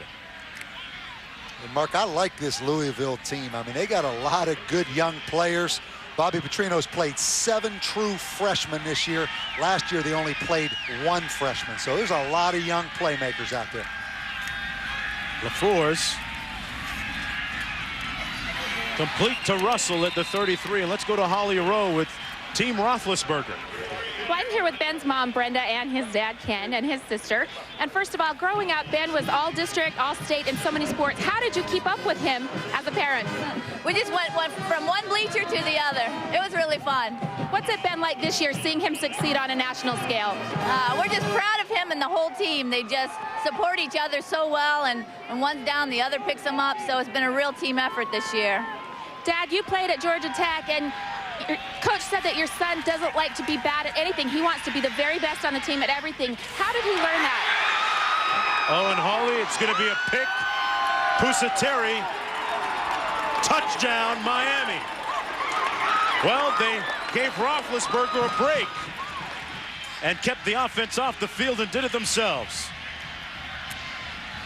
Matt Pusateri, the starting strong safety, got the pick 6. And a unique play design right here by Louisville. They start the boot. He scrambles back to the left, throws the ball across the field. Matt Pusateri, a 3-year starter, their #1 tackler, a former walk-on, mark his 3rd interception of the year. And that just about sacked the backs. Well, it's interesting, you know, Beesing's got 2 touchdowns off of interceptions. Nande has 1, and Pusateri now joins that club. Miami leading 48-28, just under 8 minutes to go. Just when it seemed like Louisville was going to mount a serious challenge, the Redhawks counter and now lead by 21 points. And let's go back to Holly Rowe and Team Roethlisberger. It was an easy one that time, Holly. Well, we are back with Ben before we were so rudely interrupted by, play on the field. But you played at Georgia Tech, and I was saying, how did your son get such a competitive nature? I think growing up, we always used to do everything. We'd play ping pong and go out and play basketball, and just always, the whole family was always into sports, and just came natural. He has said that your influence growing up was the best thing for him because you didn't push him into sports. How hard was it for you to not push him and to pull back and let him want to do it? The key is for him to have fun. That's the same thing with any kid that's playing, is for them to have fun. Once you start pushing, it's not fun anymore, so it was easy. I know the hardest thing coming up to think about is what his future holds. I know he has applied to the NFL to see what his status would be. In your heart, what would you tell your son to do? We pray a lot about it, and we tell him the same thing, and that's the best way to get an answer and to really think things through. So he's had some tough decisions to make, so we're with him whatever he does. And Mom, for you, he has a chance to either come back next year and possibly be a front runner for the Heisman or play in the pros. What would you tell him to do? Just follow your dreams. Wherever he wants to go, we're behind him 100%. All right, thanks for joining us. Guys, back to you. I think going back, excuse me, Mark, something Ben's dad said, it's fun for him. You know, you watched him. I watched him yesterday at that luncheon we had. There was probably 3,000 people there, and he sat up at that front table, and he was having fun. I mean, the Miami band came in. I mean, he's enjoying himself, and he's not burnt out on football. He's only played quarterback since his senior in high school, and that's why I think he's a surefire pro star. Still getting better, too, Bob. Out of bounds at the 25-yard line is Williams, and here's what Roethlisberger had to say about the influence of his father. What he's done for me athletically is he's never pushed me to do anything that I haven't wanted to do. He never was the one to say, I'm going to put you on this team, or let's go out and do this, let's do this. It was, do you want to go throw? Do you want to be on this team? I'll go out and play with you anytime you want to. Just, say something. And I think that's something that a lot of people don't get. He didn't burn me out by making me go do things. He just let me, whenever I wanted to do, I could do it. Had a nice chat with him in the lobby earlier today, and he actually said he was thinking about playing on the Miami, Ohio basketball team, but once Coach Petrino got wind of that, he squashed that real quickly. Pardon me, once Coach Hebner got wind of that. He squashed it real quick. Well, I'm going to give him some unsolicited advice from a third party. Stay off those basketball courts until after that draft. When is the draft? In March or April? Yeah. Don't play any basketball. Don't do anything silly until after that NFL draft. Don't even touch the combines, huh? Well, I'm not saying not to do that. But I'm saying don't be out there jumping around on that basketball. Yeah, that's a good idea. First down and 10. 7:39 to go. Louisville with a daunting task ahead. Down 21 points. LaFours to Gent. Gent, the all-conference tight end, down to the 20-yard line. And first down and 10 for the Cardinals.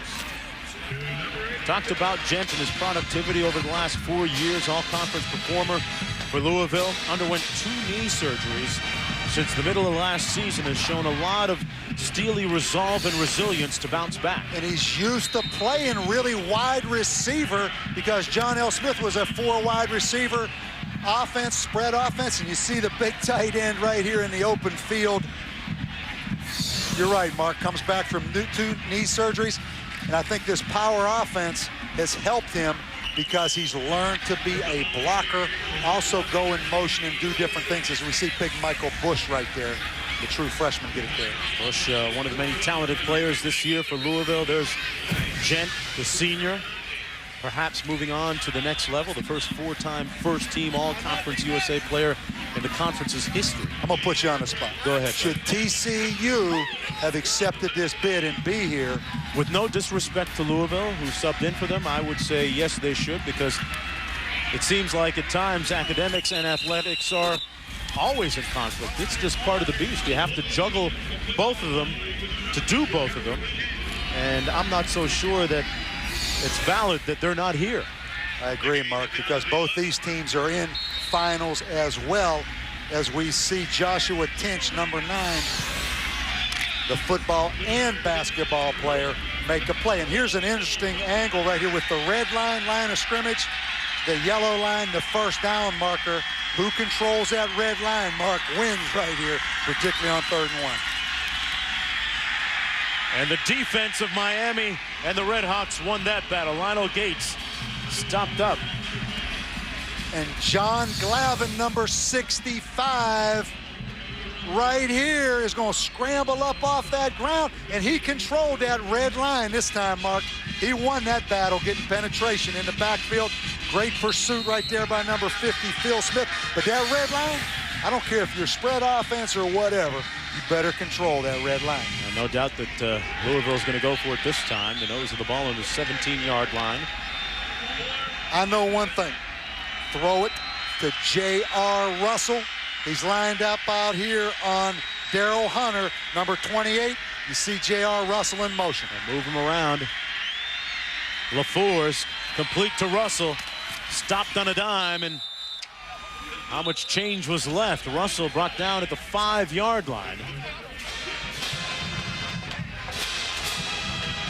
And he got the first down. It's 1st and goal. And again, you see Stephon LaFleur throwing on the run. Little pirouette move right there by J.R. Russell. No give up in Louisville's football team, Mark.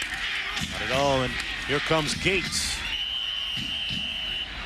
Gates stopped up shy of the end zone at about the 1-yard line. Gates came into the game with 10 touchdowns, rushing, 5.3 yards per carry. And Gates, an interesting story. Out of Florida, highly recruited. Florida State, Miami, came to Louisville. Great ability, a lot of potential. Has struggled at times, but this probably has been his best football game, Mark, since he's been at Louisville. A good call, 2nd down and goal. Oh. And an interception. Nande. Just when it seems like Louisville is mounting another serious challenge, they implode. Nande turning back the challenge of Louisville.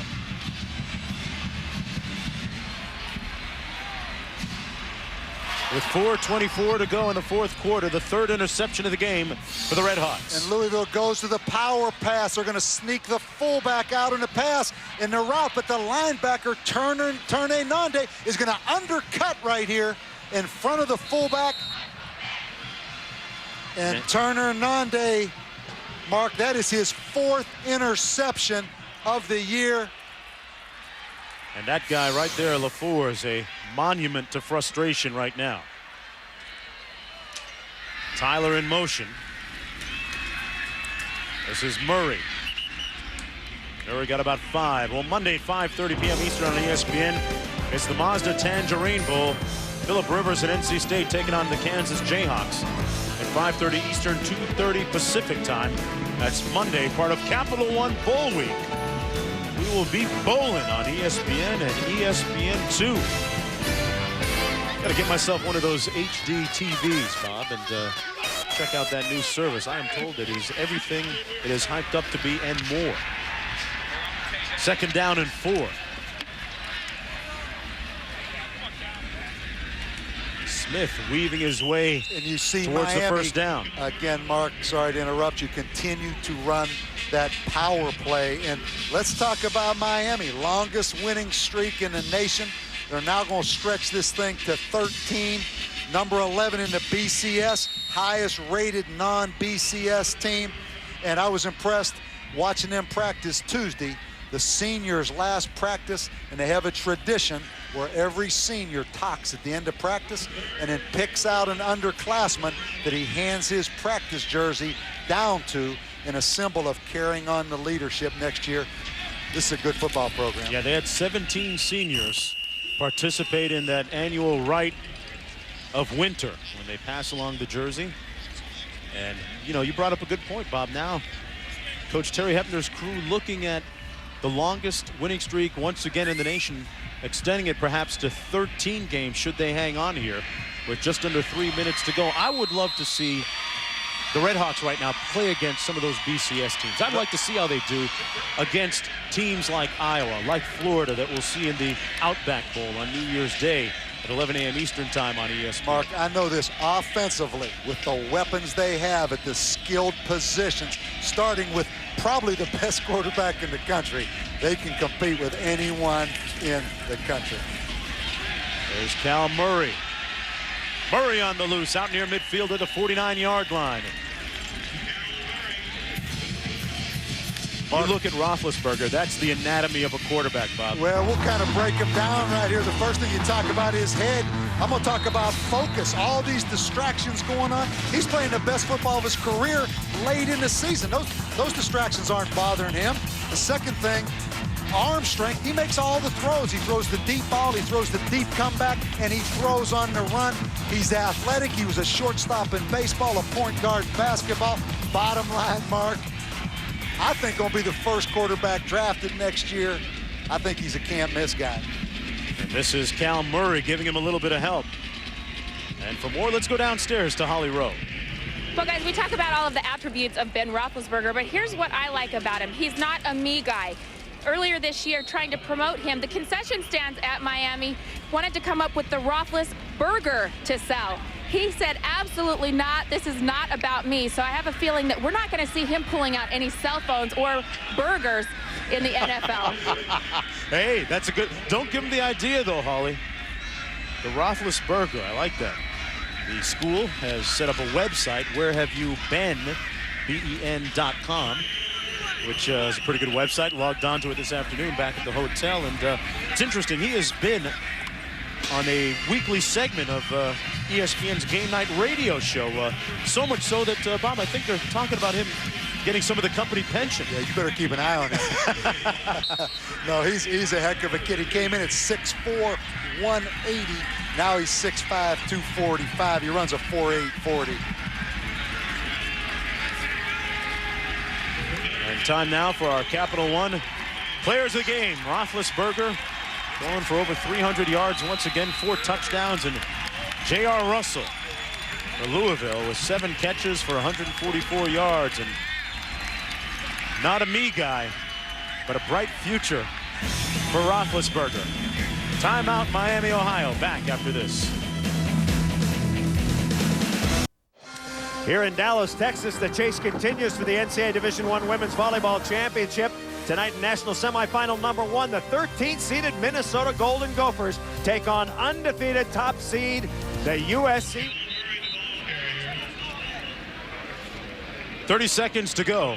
Miami, Ohio leading 49-28, and during the break, Ben Roethlisberger accepting congratulations from his teammates.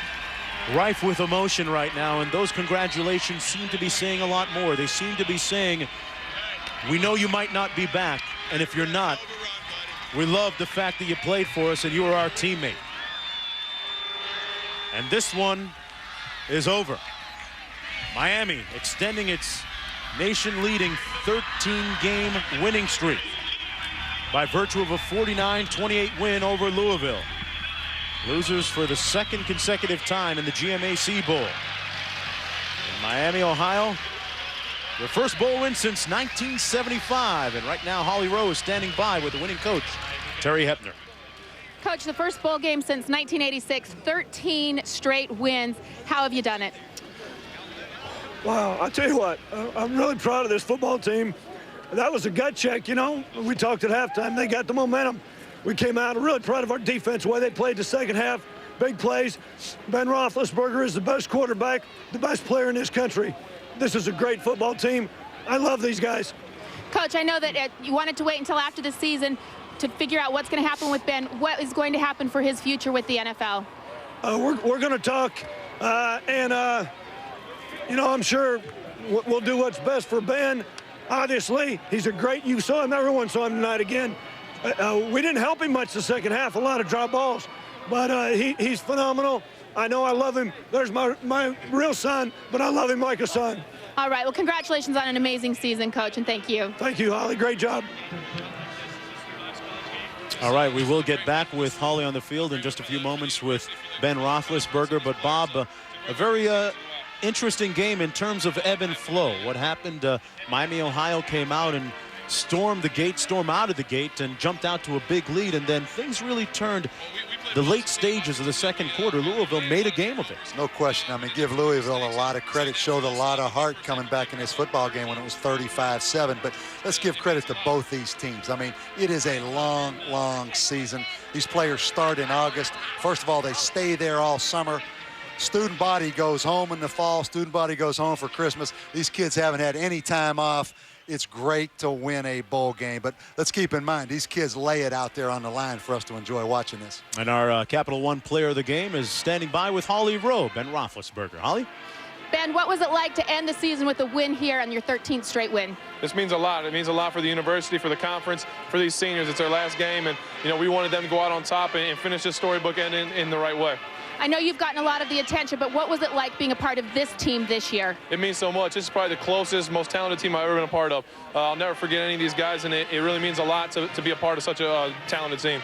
I hate to ask at this point, but I know you've applied to the NFL to see what your position might be. What have you heard from them? I haven't heard anything back yet. Have you any thoughts about what you might do? Not real sure yet. Maybe we'll make a decision soon. All right. Well, thanks for your time and a great career. Thanks, Holly. I appreciate it. Thank you. Sorry to ask you that. And if this is his last game as a collegian, what a way to go out for Roethlisberger. Red hot to start the game, and as his coach said, he didn't get a lot of help in the second half, but made the big plays in the second half when it counted too, Bob. And Mark, he did, and Terry Hepner said he didn't get a lot of help, but I'll say this, he does have an outstanding supporting, surrounding cast.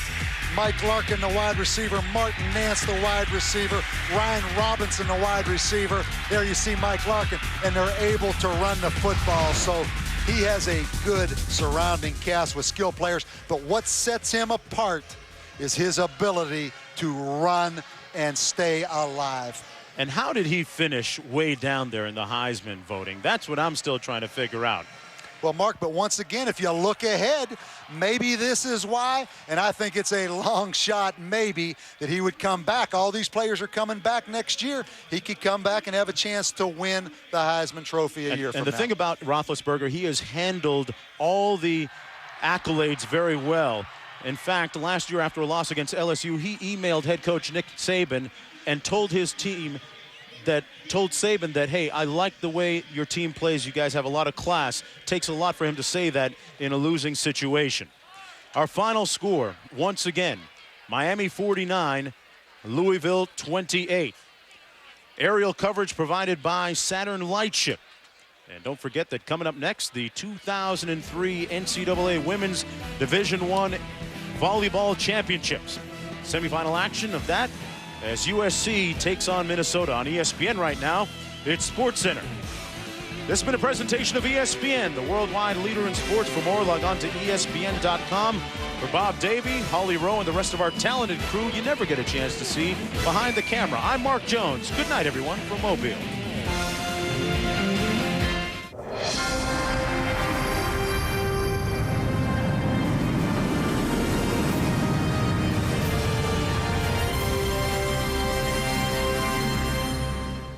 Talked about Ben Roethlisberger coming in here and trying to impress the NFL scouts. I watched this game, and I can tell you he certainly impressed me.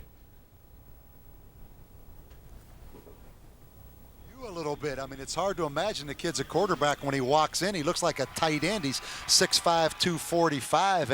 And I mean, when you see this kid in person, you're going to be impressed. I mean, he's big, he's strong, he throws the football, he's a great kid. I mean, this kid's a top 5 pick without a doubt. It's interesting, Mark, here in the original home of Mardi Gras, the legend goes that green, these green beans, stand for the money, the gold is for the honey, and Bob Roethlisberger in Miami, Ohio had both of them tonight. I mean, they jumped out to a 35-7 lead, and as much as Louisville tried to fight back, they never really could, and Roethlisberger had a little bit of a lapse in the middle part of the game, but finished strong and started strong. Well, you're right, Mark, and he does so many things, and he has really a great surrounding cast. I mean, he's got tall, talented receiver in Martin Nance. He has a speed receiver in Ryan Robinson. He has a great little receiver in Mike Larkin, his roommate.